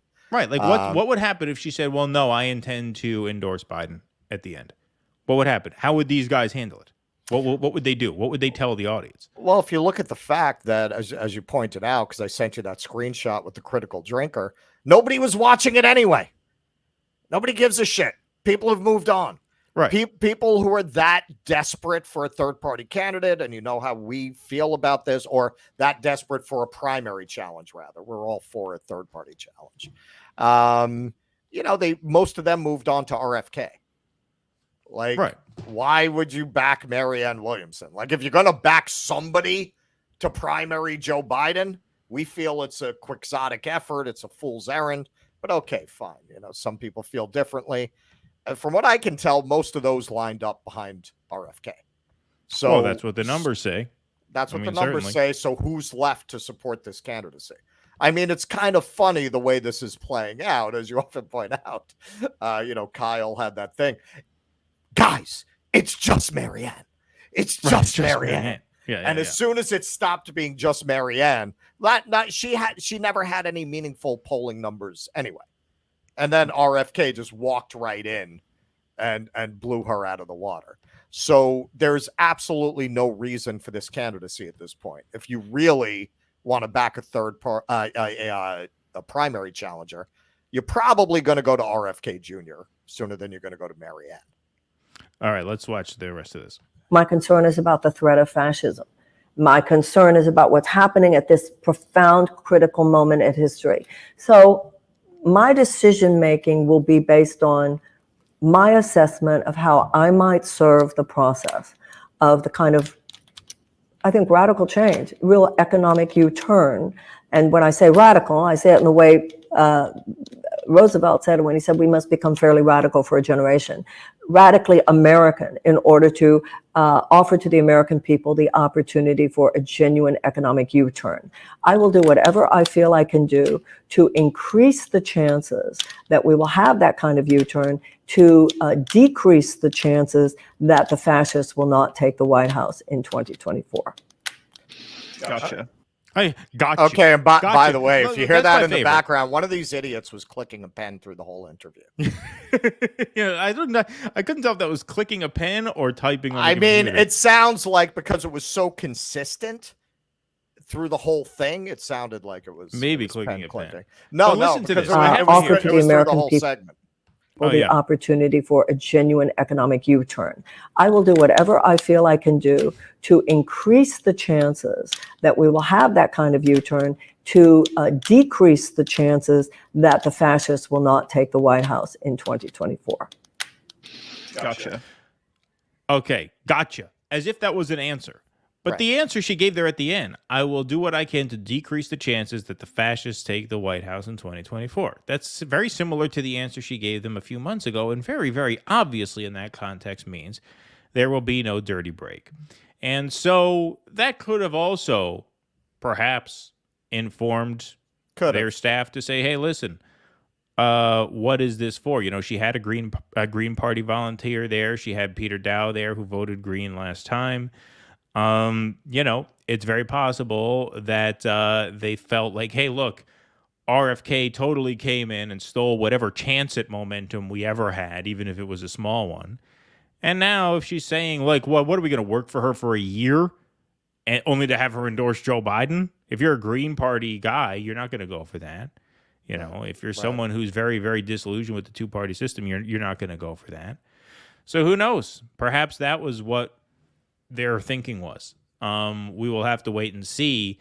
But either way, to have your director, you know, one of your highest ranking staffers and the campaign manager bail in the same day, the day after this interview, and, you know, just a couple weeks after it became very obvious that RFK really took whatever opportunity there was for any sort of momentum, it's the beginning of the end, I think, for the Marianne campaign. And, you know, one of the things we should make a note of, she stopped paying her staff. She laid off all of her staff on, I believe it was January 2nd of 2020. And she kept the campaign going for another three weeks, running exclusively on volunteers. So she had totally unpaid staff for the last 3 weeks of that presidential campaign. Saying, hey, we'll just give it a shot with volunteer only. I mean, she wasn't going to go anywhere anyway. She was polling low single digits then, as she is now. Yeah, so it's, you know, she might keep this going for a while longer, running on whatever fumes there are. But obviously, you know, nothing to really minimize when your campaign manager and top sort of advisor both call it quits in the same day. You know, what 8 weeks after she launched? Yeah, and she made a pitch for money at the end of this interview. Yeah, this is why I've been saying from the beginning, and I'm sorry. I know we have a lot of people who like RFK. You are extremely unlikely to ever be given the opportunity to vote for these people unless it's as a write-in. This is what we've been saying from the beginning. Like, what are you talking about? New Hampshire, South Carolina. Right.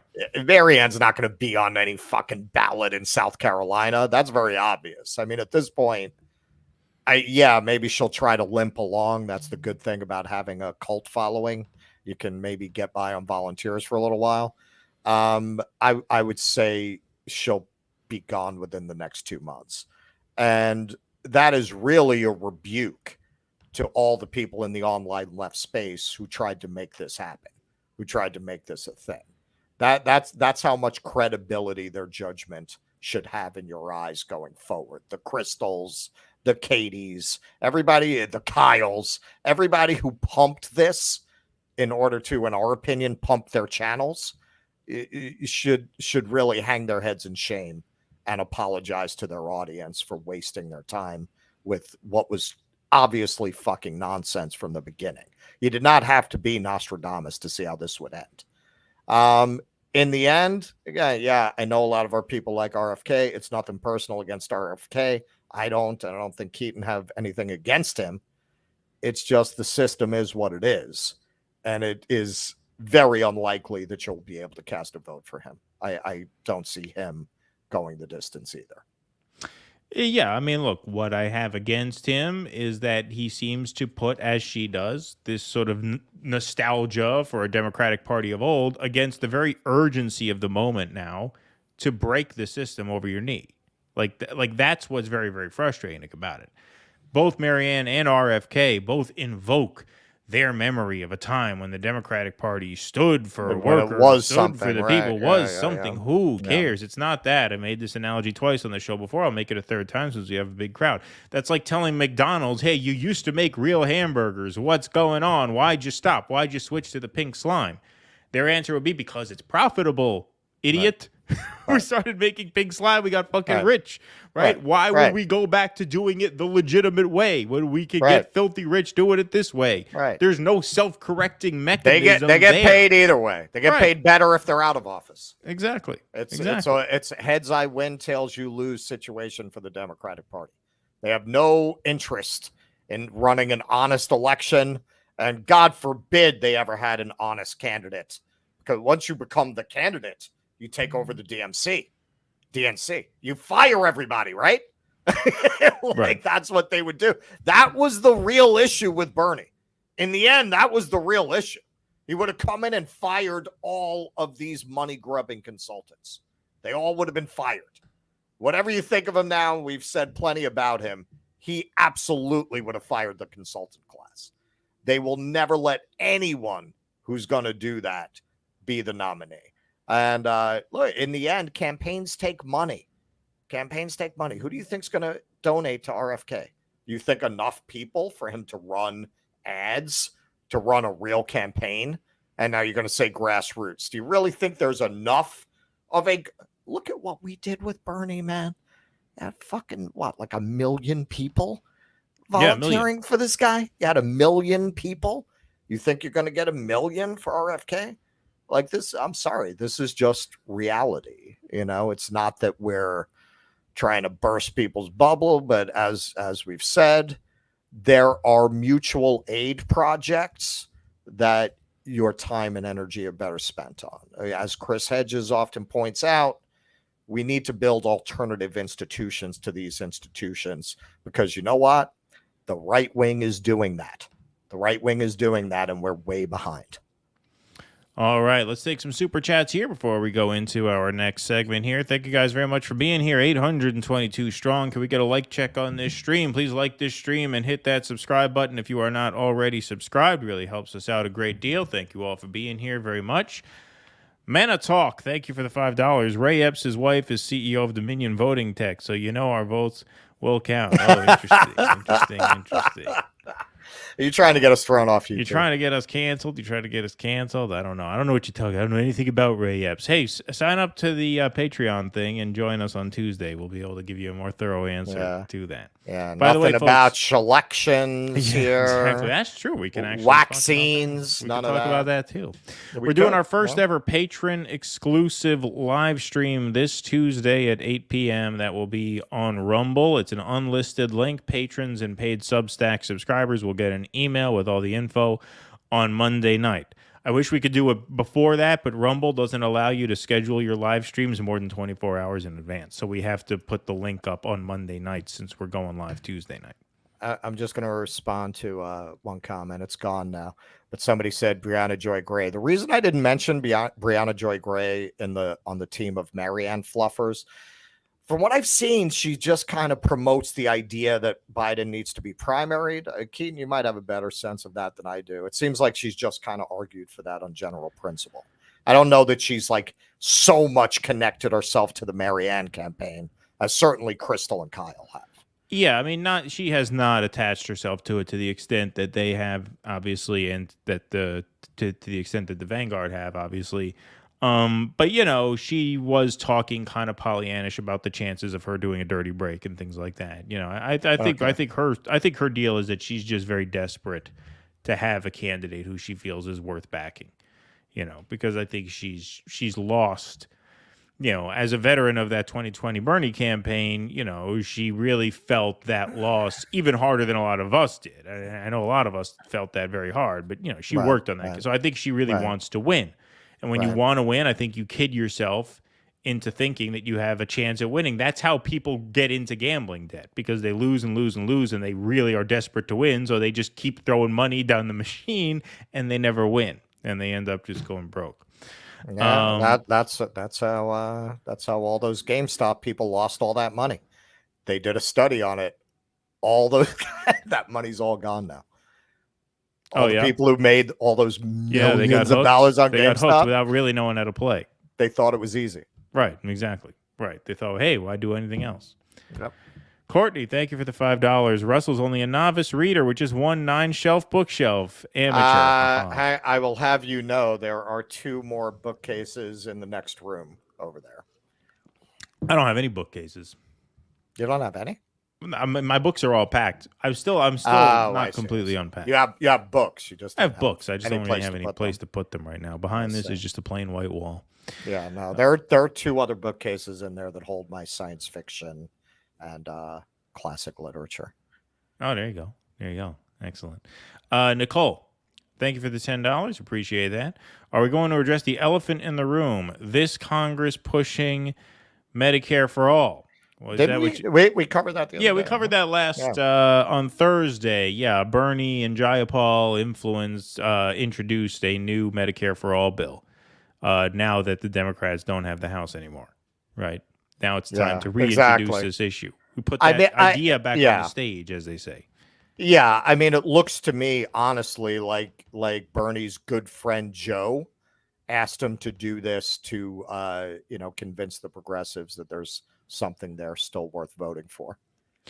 Well, that's the other thing. Marianne said in that interview yesterday, she said that, she was disappointed that Bernie, rushed to endorse Biden as soon as Biden announced and, didn't even entertain the idea of not even going as far as to endorse her, but at least abstaining, staying out of the process so that maybe some of his support may be filtered towards her. But, she said she thinks his thinking is that, well, these are her words, not mine, obviously.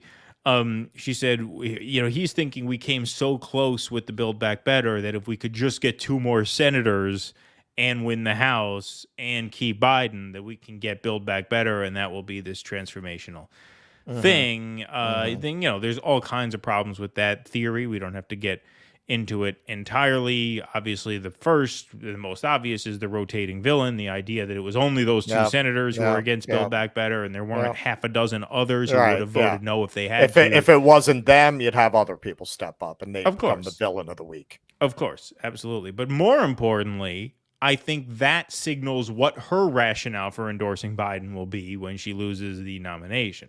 She will say, well, Bernie endorsed Biden because he feels like if we can keep the House and win a couple more seats in the Senate, we can pass Build Back Better. And I think he's right about that. So that's why, at the end of the day, it's the carrot on a stick. Biden. Just keep voting harder. Keep voting harder. Eventually, we will be Scandinavia. Exactly. Right. Right. Exactly. All right. We got a few more of these to read here. James Van Der Zanden, thank you for the $2. Marianne, no one wants to work anymore. Indeed. No one wants to work for her. No one wants to work for her. Reality Revolution, thanks for the $5 and thanks for being here. I don't think we've seen you here before. No Dem primary and visceral hatred for both parties is best shot a third party has ever had.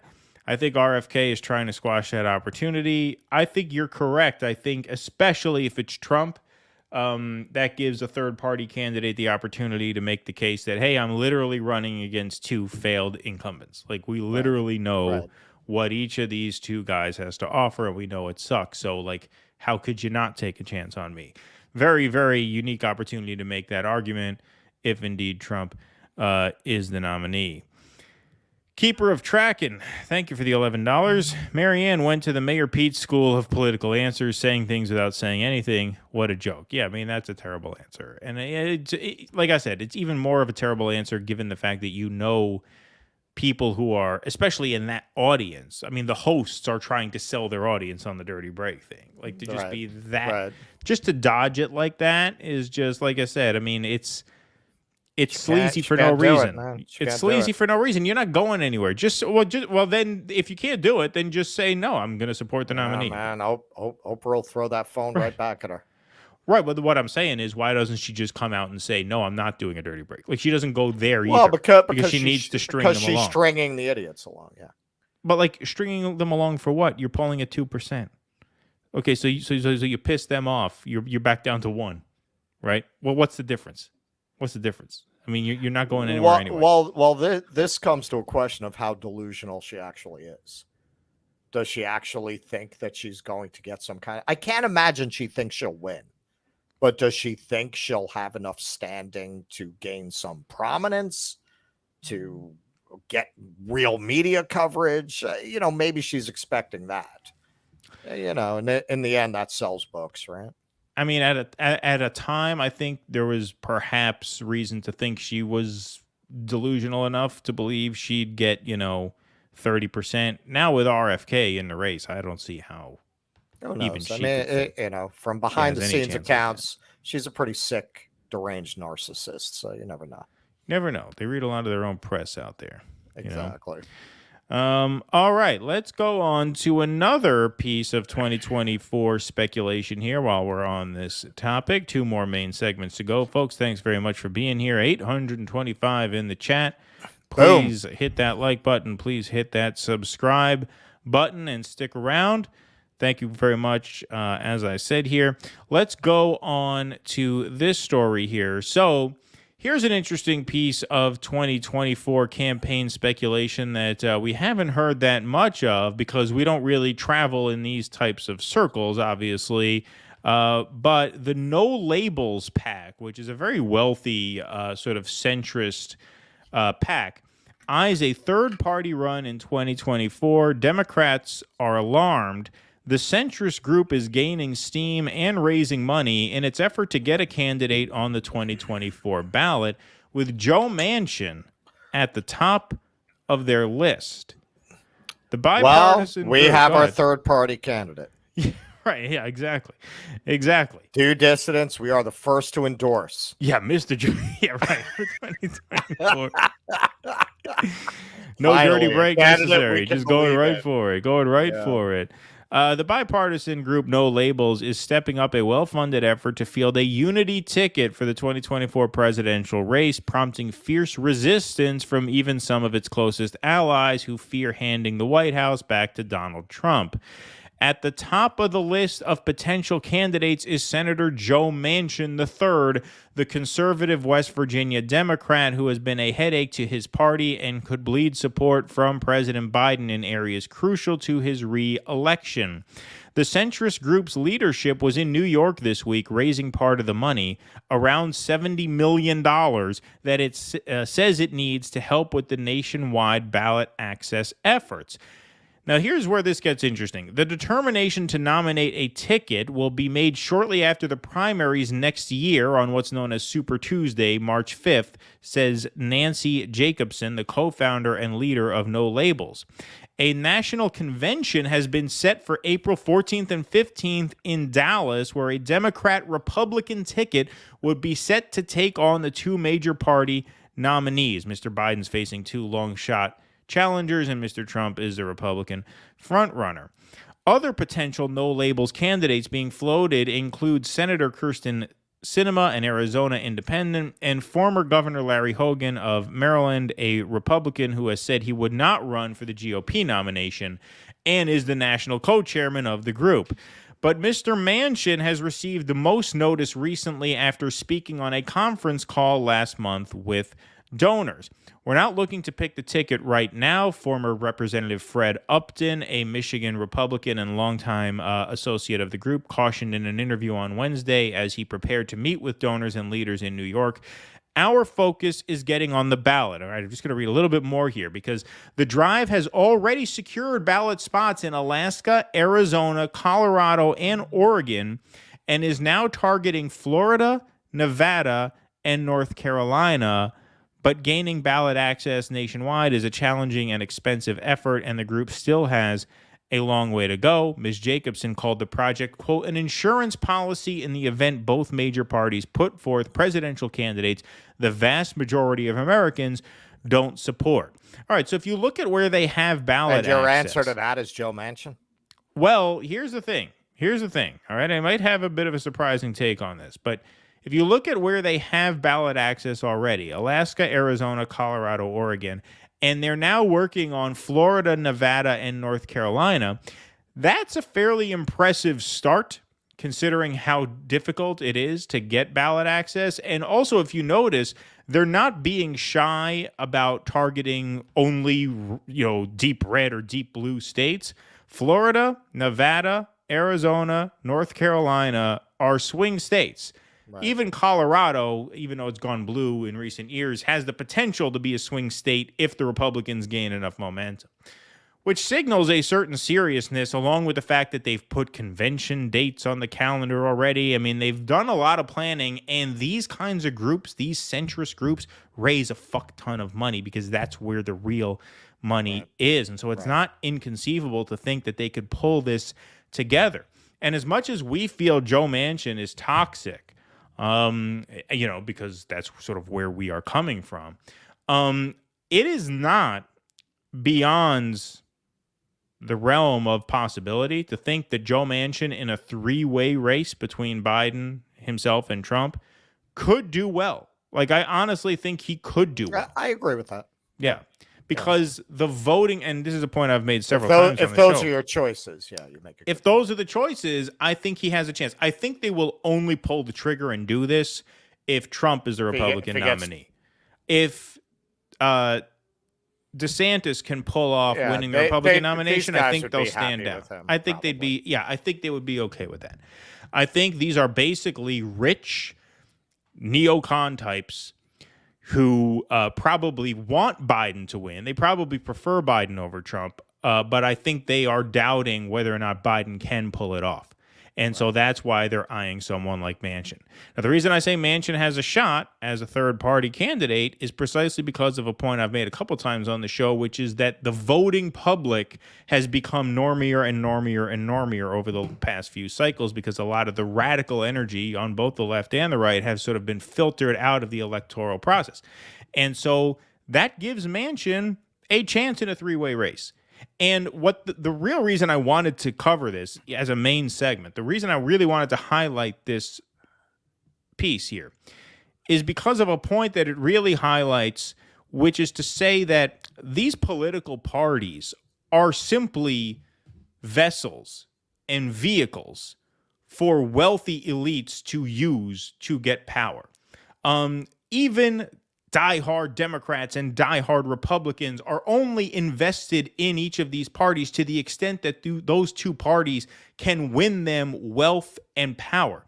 Once that vehicle breaks down and can no longer drive, they'll ditch the Democratic Party just as fast as we on the left ditched the Democratic Party when they screwed Bernie twice in a row. Like, they'll do it just as easily as we will. So what that means is that these parties are basically front groups for the money that fund them.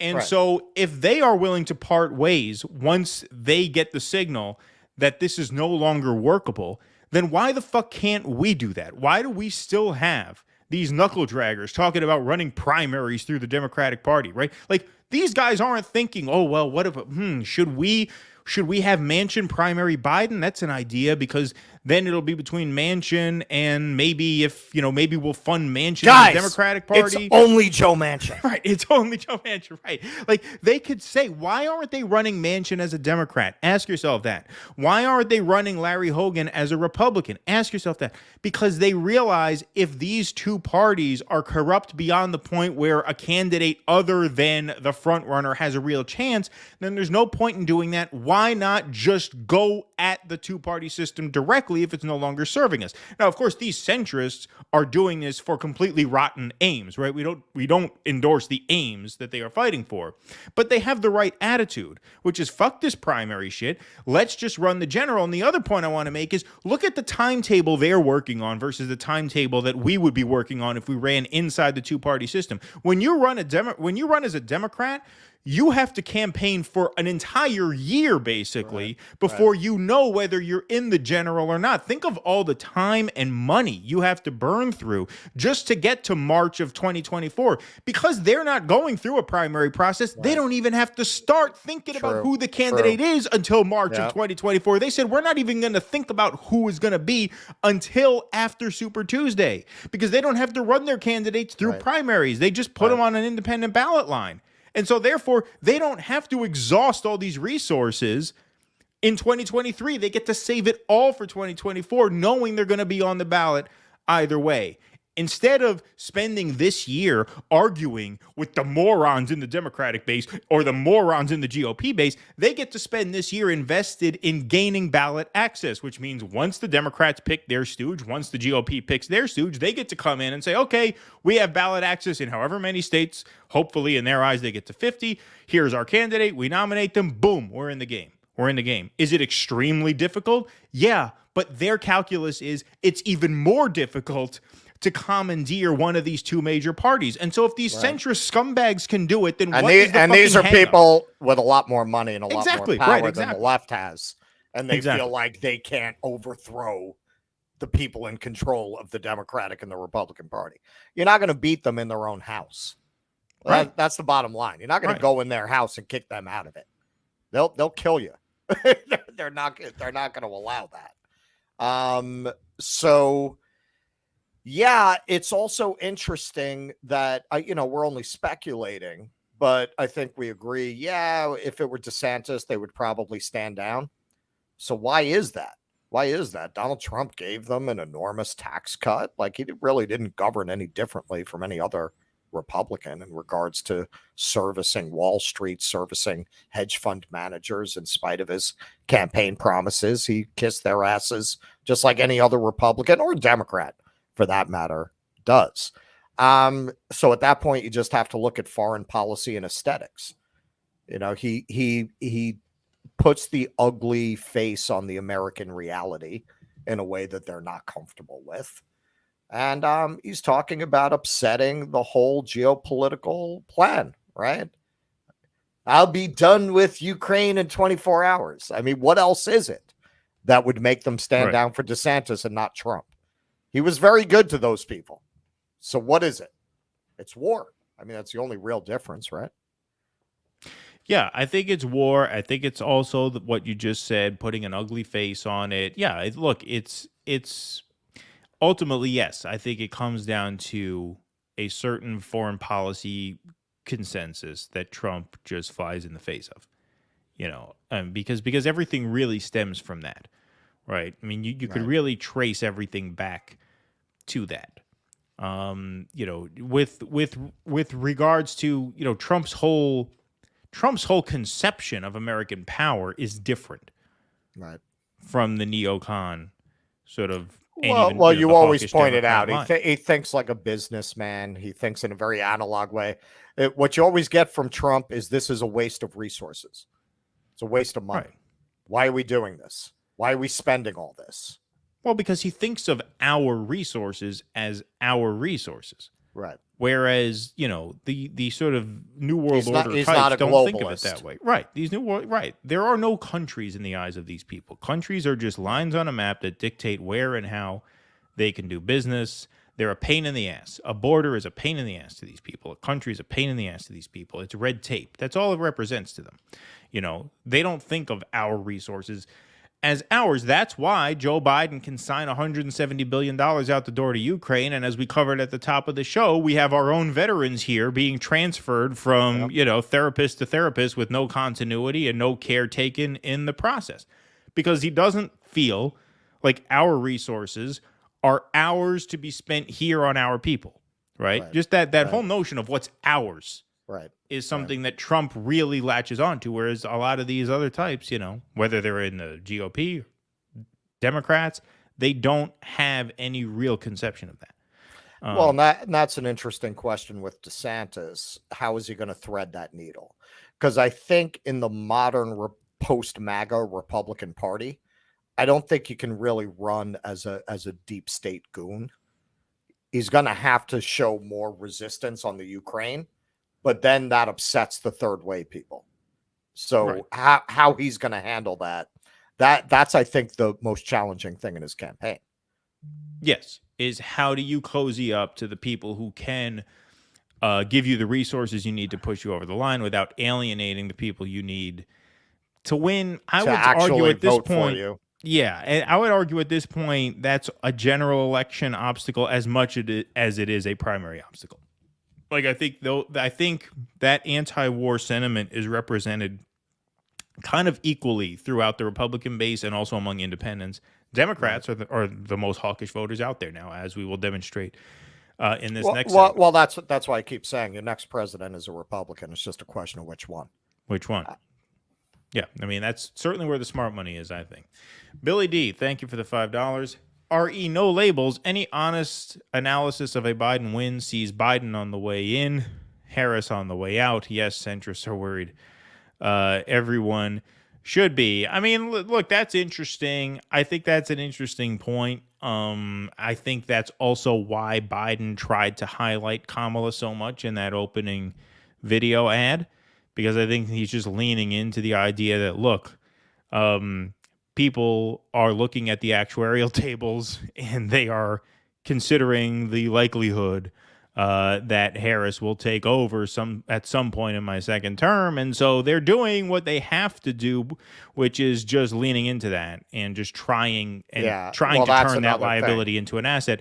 But it's difficult. It's very difficult. You will never be able to sell Kamala. She's too weird. She's too creepy. She's too off-putting. She has no skills. She has no talent. You're never going to be able to sell her to the public. That's one more reason. There's just absolutely no way that a Joe Biden Kamala ticket can win. They simply cannot win. Yeah, it's looking more and more bleak by the day as the polling numbers. Look at the circumstances. You have a terrible economy. You have high inflation. People can't buy a house. The Mick jobs are, really not doing it. They didn't deliver on anything that they promised. And you got a guy who clearly is suffering from early stage dementia running. And his backup is somebody who's creepy and off-putting. I mean, all these things together, there is absolutely no way a majority of people walk into a voting booth and elect Joe Biden. It just doesn't happen. All right, let's go to our final segment of the night here, which is foreign policy related. Volodymyr Zelensky's G7 visit. So the G7 summit wraps up. Volodymyr Zelensky appeared at the conference to make his case for continued international investment in Ukraine's fight against Russia. Now, the visit comes as the war escalates, and two elements in particular have sort of come into focus this week. So first, we have conflicting reports out of Bakhmut, a city in eastern Ukraine, which has been the front line of the war for nearly a full year. Now, what do I mean by conflicting reports? Well, let me just put up a little montage of Google headlines here. Zelensky says Bakhmut is only in our hearts after Russia claims control. That's in response to a tweet, a video that went up this morning, which I'll play for you in a second. But here, Ukraine. Zelensky denies Russian claims to have taken Bakhmut. Russia-Ukraine live. Zelensky says Bakhmut is not occupied. Zelensky refutes Russian claim that Bakhmut fell. Russia claims capture of Bakhmut. So basically, Russia claimed victory. Ukraine said, no, it was not a victory. And then, obviously, Zelensky at the G7 today made some news by referring to the city in this way. President Zelensky's Bakhmut still in Ukraine's hands. The Russians say they've taken Bakhmut. I think no. But you have to understand that there is nothing. They destroyed everything. There are no buildings. It's a pity, it's tragedy, but for today, Bakhmut is only in our hearts. There is nothing on this place. So just ground and a lot of dead Russians. But they came to us. So that our defenders in Bakhmut, they did strong work. And of course, we appreciate them for their great job. Great job. They didn't take Bakhmut, but there is no city of Bakhmut. It's drowned. It's over. It exists only in our hearts. That sure looks to me like someone trying to put a spin on what was a crushing defeat. The numbers don't lie here, chest pounding and propagandizing aside. Bakhmut before the war was a city of 71,000 people. Latest population estimates for the city, just over 4,000. So you're talking about over 90% of the city has been decimated. So, like I said, this clearly spells terrible news for Ukraine. But now that the city is lost, you see, this is an interesting display in how propaganda works here. Now that the city is lost, Wyatt Reed put together, I thought, an interesting montage of slides talking about the difference in coverage before Bakhmut fell, leading up to its fall, just giving you an idea of how the media moved the goalposts here. So CNN explains Bakhmut. October 20th, 2022, the significance of the city cannot be overstressed. Go to March 2nd, 2023. While Bakhmut's strategic importance should not be overstated, its capture could still carry a very welcome symbolic impact for Russian President Vladimir Putin. Go here to March 26th, 2023. Since last summer, the city has been a stone's throw from the front line, so its capture would represent a long sought-after success for Moscow's forces and bring some limited strategic value. And now, May 20th, yesterday, if confirmed, Russia Bakhmut's capture would mark the country's first gain in months, but the city's symbolism always outweighed its strategic importance. Little copium there, if I have my words right, if I'm getting my online lingo right. Little reluctance to face reality there. Now, well, why do we bring this up? Obviously, because this is just obviously a case that we made at the very start of this. This is an argument that Donald Trump makes. What did he say on the CNN town hall? He says, you wouldn't have all of these cities reduced to nothing if there were no invasion. Is that not the bottom line? Like, is that not ultimately what this comes down to? But, a few of the Ukraine hawks, a few of the chicken hawk libs with the, flag emojis on their profiles and stuff, they seem to be buying the narrative and parroting the narrative that, the fall of Bakhmut is really not much. Here's a very nice guy. Really shows a lot of concern for the Ukrainian people. Don't you think? 9+ months, bro. Congrats on taking a city with the laughing emoji and everything. The laughing emoji. Yeah, really, really classy. Congrats on taking a city with no tactical or strategic value, only symbolic. That's a wicked burn. That's going to keep Putin up tonight. Yeah, right, exactly. 70,000 dead Russians for a pile of rubble of no strategic importance. That's a very respectful way to reference this Ukrainian city, which was the front lines of a very brutal war for almost a year. Just shows how hollow all of the sentiment is, right? Bakhmut was the front lines of this war. At one point, I think the average lifespan on the front lines of this war was 14 minutes. 14 minutes you were expected to last on the front lines of this war. You know, we are an ocean away here. We don't feel this the way the Russians feel it and the way, obviously, the Ukrainians feel it. But, you know, now, of course, that it's lost, it was a symbolic victory, right? This actually bore no real significance in terms of the long-term arc of the war, which who knows? Who knows? It might be true, because the way this is looking and sounding, it doesn't look like we are in the mid stages of this war. It looks like we're in the very early stages of this war. It looks like it's just going to go on forever.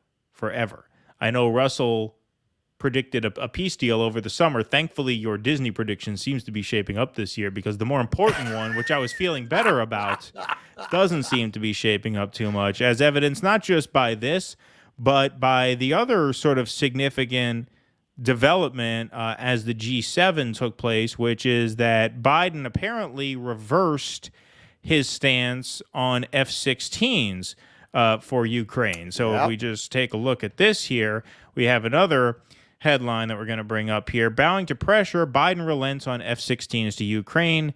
Kyiv now appears in line to get the fighter jets by the fall, as Washington agrees to let other nations to send them into battle. Now, they have told them, of course, that they're not supposed to fire them or fly them into Russia. They are only supposed to defend themselves up to their own border. But after months... Also known as the just the tip strategy. Yeah, right. Exactly. The just the tip strategy. After months of U.S. insistence that Ukraine did not need F-16s to fight its war with Russia, Washington finally relented to pressure, agreeing not to stop allied nations from sending Kyiv the advanced Western fighter jets it has long desired. Ukraine now hopes to have U.S.-made F-16 flying as early as this fall, following U.S. agreement to allow third countries to transfer the aircraft, according to an advisor to Kyiv's Ministry of Defense. Now, John Kirby, who is a National Security Council coordinator for strategic communications, was sent to NBC to explain this policy reversal. So here's John Kirby. It's just announced overnight for Americans back at home that it will support its allies in providing F-16 fighter jets to Ukraine. No timetable, not even clear who's going to be providing them. But President Zelensky has been begging for them for more than a year. President Biden has resisted until this point. So what changed? Nothing changed. I mean, we have been evolving our support for Ukraine as the war has evolved. And when we're talking about fighter aircraft, that's really not designed to help us in the immediate future here with the counteroffensive. The training alone, John, could take 18 months, the defense secretary. Well, that's an initial estimate. What we have seen in the past is some of that training, when we have thought it was going to take longer, ends up not taking that long. We'll let the Pentagon sort that out. But to your point, Peter, the support has evolved over time as the war has evolved.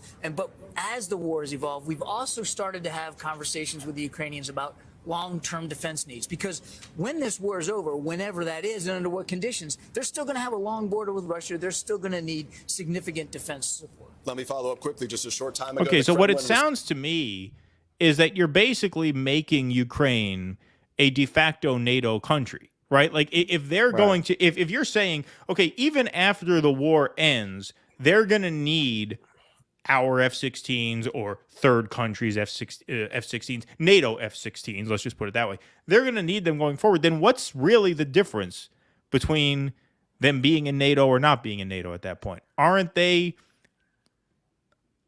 effectively a part of NATO at that point? Well, sure. You know, Biden took us out of Afghanistan. They needed a new cash cow, and Ukraine is it. They want us there for another 20, 25 years, just like Afghanistan. They can keep pumping money to the defense contractors. And this is, you know, this is a big part of why they will never let Donald Trump be the president, which I've been saying all along, man. This is big money for them. This is big money. This is going to cover their nut for the next 20 years. And something that if you've ever read, mention Chris Hedges one more time, if you've read his I think it was his last book, America, the Farewell Tour, something he points out that if you live in a place like New York, where we don't have manufacturing really, you might not be aware of, that is a big source of manufacturing employment all over the country. arms manufacturing, weapons manufacturing. That's like a jobs program.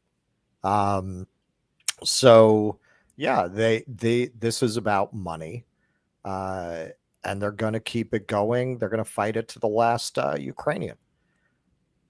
Yeah, no, and look, I mean, when you look at a situation like this, where this guy's talking about NATO F-16s being stationed inside Ukraine, even after the war, it's incredibly dangerous. I mean, right? Oh yeah, no, they're never going to fly into Russian airspace. That's never going to happen in the middle of a very charged conflict.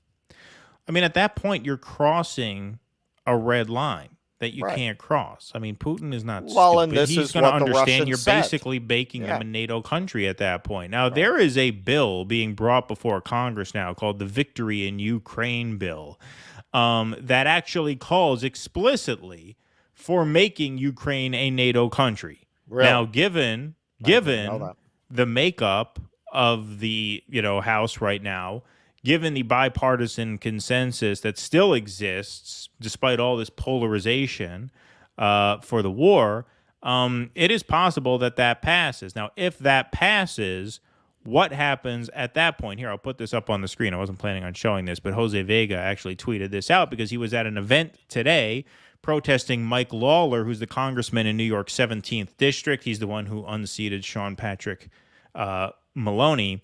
He brought forward this bill. You could see resolved that the House of Representatives affirms that it is the policy of the United States to see Ukraine victorious against the invasion and restored to its internationally recognized 1991 borders. 2, holds that the peace brought by Ukrainian victory must be secured by integrating Ukraine into the North Atlantic Treaty Organization. So there you have it. There you have it. I mean, that is really a terrifying thing because now you're actually crossing that red line for real.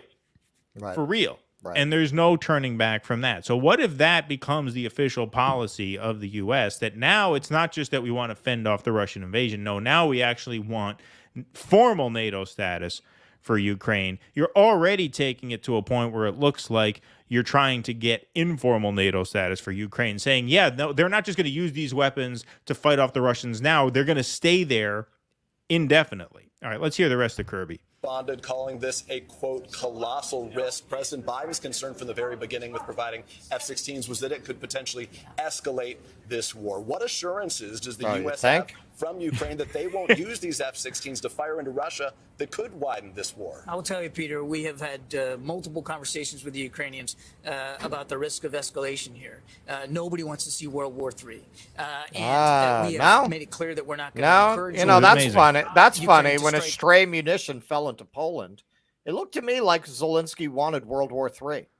Of course. He was very eager to argue that had been intentional, even though it was quite clear very quickly that it had not been. He said, well, this is why I keep saying that we have to commit more, right? So, yes, he does want World War III. We just did a segment, I think it was not the last show, but the show prior to that, where Zelensky puts forward this very diplomatic posture when talking to Biden, but secretly he does have plans of attacking Russia behind their own border lines, and he does have plans of taking a more aggressive posture, doing things with these weapons that we tell him not to do. Right? They talked about wanting to bomb a pipeline that goes to Hungary. Right? Well, so the idea that we've been in close contact and trust, we trust that there's not going to be any funny business with these weapons. I mean, that's just ludicrous. That's insane. That's insane. First of all, you don't keep that close an accounting of the money, period, of the money, right? And so now you start sending weapons themselves. How do you know? How can you have any actual assurance that they're not going to be used to trigger a global conflict? Why would Zelensky be going to the G7? He spoke at an Arab summit before the G7. Why would he be doing this if he didn't want World War III? Right, exactly. And how easy would it be for them to, fire a little missile into the Kremlin? They had that little drone there a couple of weeks ago and then say, oopsie, You know, better to ask forgiveness than permission. Yeah, you know, exactly. I mean, once he does something like that and World War III breaks out, well, sorry. Well, here, I wanted to put this up because Gene is a good point. I've said this before. Is this already World War III? Define a world war. I think it is. I think when history writes about this, they're going to refer to this as World War III. I think in 100 years, they will know this as World War III, even if it doesn't escalate past this point, because it basically is. It basically is. Yeah, I mean, look, whatever failed prediction I might have made, and my Disney prediction is going very well, by the way. Yes, that's going very, very well. That one's going well. So don't worry. You're not having a terrible year. No. And DeSantis, we'll see what happens. We'll see. Those are my two main predictions. We each have 5, right? This we week. each did 5. I don't remember yeah. what the other 2 were. I don't even remember what mine were. No, I don't remember either. Maybe we were just desperate for content that week. You know, that really never happens these days. The news comes fast and furious. This is why I'm traveling so much. So I may have felt optimistic at the beginning of the year, but I definitely don't feel that way now. I'm going, everyone knows I went to India in February. I'm going to Rome. I'm going to Italy and Greece in September. I swear to God, I'm doing this because I'm trying to do it before World War III, like a bigger conflagration of World War III that does not allow that kind of tourism.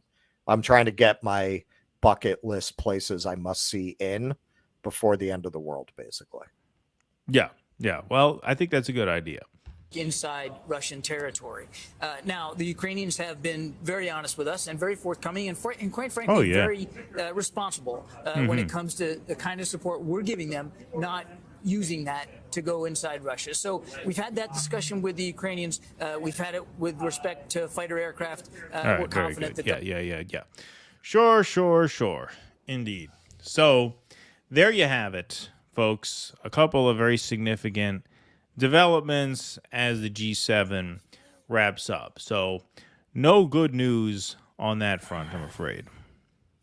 Yeah. So, you know, if you have the means, if you have the time, get in some traveling, see the world while it's still there to be seen. Indeed. Before we're living in a Mad Max situation. Exactly. All right, let's take a few super chats. I am the Lord Humongous. I come to you from across the desert wastelands. Hey, you haven't done a humongous quote in a while. I can't believe I never put the Lord Humongous on the soundboard. Yeah, there's not on the soundboard. I'm going to have to put that on. Karen Sharma, thank you for the $13.99. Zelensky visited the Arab League and gave a weird speech about imperialism. Yes. Rich Medhurst made a funny statement saying a white European has come to teach us about imperialism. Yeah, you know, it's funny. I meant to watch that Medhurst clip because funny. I saw some people tweet it out, and I just didn't get to watch it. I should have watched that, actually, because I could have included that. But thank you for bringing that up. I will perhaps watch that, and maybe we'll cover that next time. Tusker, thanks for the $5. The only... Oops, that was an accident. It's okay. That was me. Sorry. You're good. The only industrial base we have left is the industry of war. Well, that's what writes about too. Yeah. Is that, you know, a lot of the manufacturing jobs are, you know, making weapons, missiles, That's bombs. it. Thanks. That's it. Indeed. Join Cy. Thank you for the $5.50. Exactly. American is feeding off the sorrow and death of everyone else. It's the end of the empire. Farewell. We'll meet again. Don't know where, don't know when. I mean, it seems like, you know, it's an interesting thing because that was the signal that certainly was sent with the Afghanistan withdrawal, but then it revved right back up. You know, you might think maybe the reason we pulled out of Afghanistan was to prep for something like this, and maybe this confrontation. I mean, there are people who are convinced that, you know, the point of this confrontation is to not only expose the Russian military, but to weaken it, so that they can be less of an ally to China when that goes down. And, you know, I mean, who knows? But, you know, it's hard to really see where that's unreasonable when you look at what the strategy is, especially since, I mean, the news, it's just so contradictory. You know, I mean, between the Bakhmut, you know, we must hold Bakhmut. Then the Russians take Bakhmut. Oh, well, we didn't really need Bakhmut. F-16s. No, we're not giving you F-16s. That's a hard line. We're not going there. A couple months later, okay, you can have the F-16s, just don't fire them into Russia. It seems like the point of this is to drag it out. It doesn't seem to be moving anywhere. This is why we're being taken less and less seriously as a power, because we don't actually stand for any momentum in any direction. It's just stalemate. It's just war for war's sake. Whereas China comes in, they're actually trying to broker peace. There's a direction that they're trying to take the world in. There's a vision being expressed. We don't represent any such vision or any such momentum or any such direction. We're just a giant strip mall here, and we're opening up franchises around the world, and that's it, right? There is no sense that there is a Western political project that is on the march, that's on the move, that has any reason to exist, much less evangelize itself. Like, who cares? Who cares what we have to say about anything if this is how we're going to do things? And this happens so quickly. 6 weeks ago, Biden saying, no, we're not going there with the F-16s. Now you completely reverse that. Look at the media. Talk about 6 weeks ago. Well, not 6 weeks ago. It was probably not 6 weeks ago. I meant 6 months ago. Bakhmut. We must hold Bakhmut. Now, well, it's of limited importance. Like, this is so clearly designed to just draw things out. It's so there's such laziness about it, and the people here don't give a shit. The people here don't pay close enough attention. They know enough to know, Ukraine, whatever. They check out.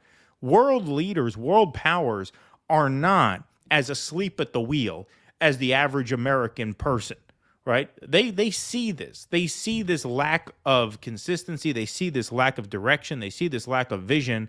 And they smell weakness. They smell a changing of the guards on its way, and it is on its way. Well, yeah, a couple of points on that. And this is something I don't want to get, I have to be careful here. I don't know if some of you saw Matt Orfalea just dropped a new video about the way that the media handled the question of vitamins for a certain virus of unknown origin. And it really demonstrates something I've said many times on the show. When your system becomes this deeply corrupt, the authorities, the institutions are actually a danger to the public. They are actually dangerous to the public welfare. When you look at the propaganda that was pushed, and you look at the way that it was pushed, and you look at the kind of fear that was drummed up in order to shut down any kind of debate, any kind of thought. And when you look at it, that's how they handle everything. That's how they try to control the public discourse and the narrative around everything. But that was just a real mask off moment about the way we're being controlled and the way that we're being manipulated. Now, on an unrelated point, they learned after Vietnam, you can't show people what war looks like. They'll never tolerate it. You see any films of what would you say, 14 minutes? The average light. You see any footage of that? Right. You see any pictures of that? You see the American media showing you any of that? And to tie it all together, you were showing how they changed their narrative around Bakhmut as it went. That's dangerous. That's not a press that's informing the public. That's a press that's actively conspiring against the public. This is why the people who got the vapors when Donald Trump would call the press the enemy of the people, he's right. For the wrong reasons, for his own self-serving reasons, but his overall thesis was right. This is part, not the only reason, but it's part of why he's leading Joe Biden in the polls. Because I always think of Scarface with Donald Trump. I tell the truth even when I lie. Donald Trump, in the end, his lies are more truthful than anything that's coming out of our institutions. That's to me, that's the real secret of his success, such as it is. Yeah. No, I think that's true. Absolutely. All right, let's take Axel. Thank you for the $5. Sweden entering NATO and the creation of BRICS felt like the tipping point. Empire is hopefully being relegated to only the franchise model. Let me say that. Empire is hopefully being relegated to only the franchise model. That's it. That's in reference to what I said. Yeah, I mean, look, I think for reasons I said, I think there's a tipping point. I think once you don't stand for anything, once it becomes very clear that you don't stand for anything, I think it's very difficult to rally enough power behind you to the point where you can maintain dominance. And look, it's not just because we don't stand for anything anymore, but it's because if you add up, even with us being in the G7, obviously, if you add up the GDP of the BRICS countries, it's a higher number than the GDP of the G7 countries, right? So like what was stopping Brazil, Russia, India, China, South Africa, what was stopping them from joining forces against us was this idea that we could maintain dominance through not just might, but through vision, right? We had a sort of psychic grip on the world for a while there, but it lasted very, very shortly after the end of the Cold War, because after the end of the Cold War, what happened, as it's written about, the end of history period sank in, at which point we just kind of sat and got fat and got cozy, right? But the rest of the world didn't stop. We did. And so once we gave them the confidence to say, hey, you know what, we can actually perhaps create a currency of our own and be less dependent on the US dollar, right? We can actually fight back against this unipolarity.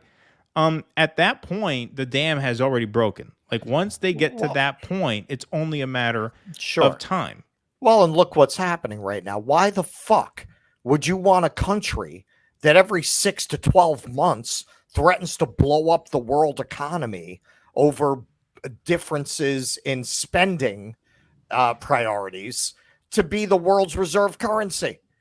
The whole world is held hostage every 6 to 12 months to our governmental dysfunction.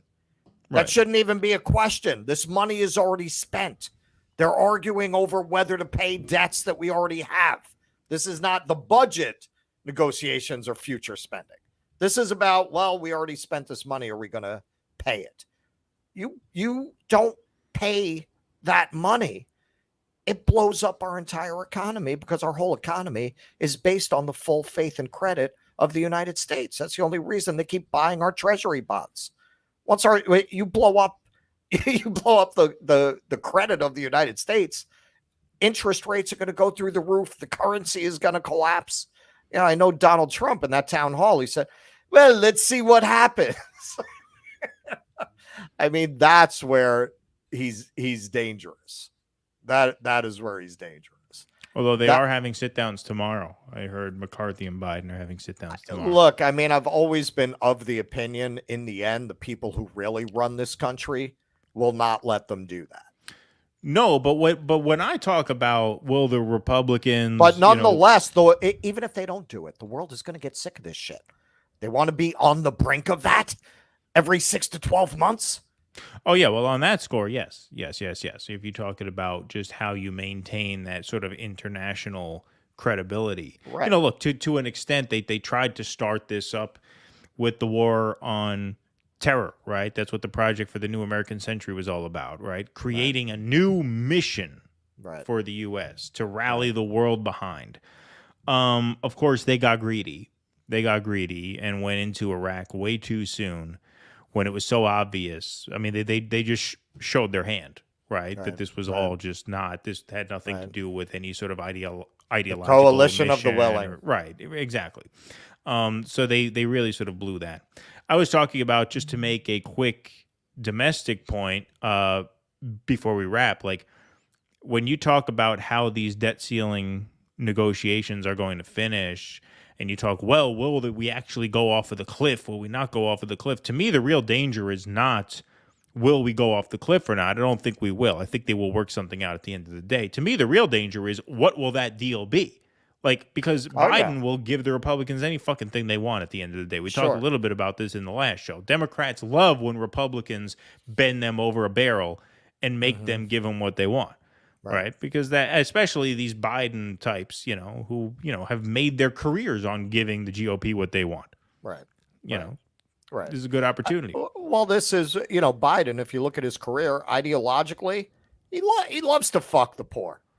If he can fuck the poor and blame it on the Republicans and call himself the adult in the room, that's like a trifecta. Of course. That's easy. It's easy. It's right in his wheelhouse. Yep. Right in the wheelhouse. All right, everybody. That's almost as good as locking up more black and brown people. Exactly. That's the only thing that could make that better for him if they offer to incarcerate more people. Right. Put some more prisons in the bill. All right, everybody. Well, thank you very much for joining us this evening. We had a great time with you guys. We have a big week coming up, a very busy week here. So tomorrow we will be on RBN for the Post-Duopoly show at 8:15 p.m. We will be on Rumble for our exclusive unlisted private Patreon and Substack member live stream. That will be at 8 p.m. on Tuesday. And then we will be back here on Thursday for a special show with special guest Larry Sharp, who will be joining us for the top of that show. We will have more of that show, obviously, but Larry will be joining us for what we think will be a really great interview at the top of that program.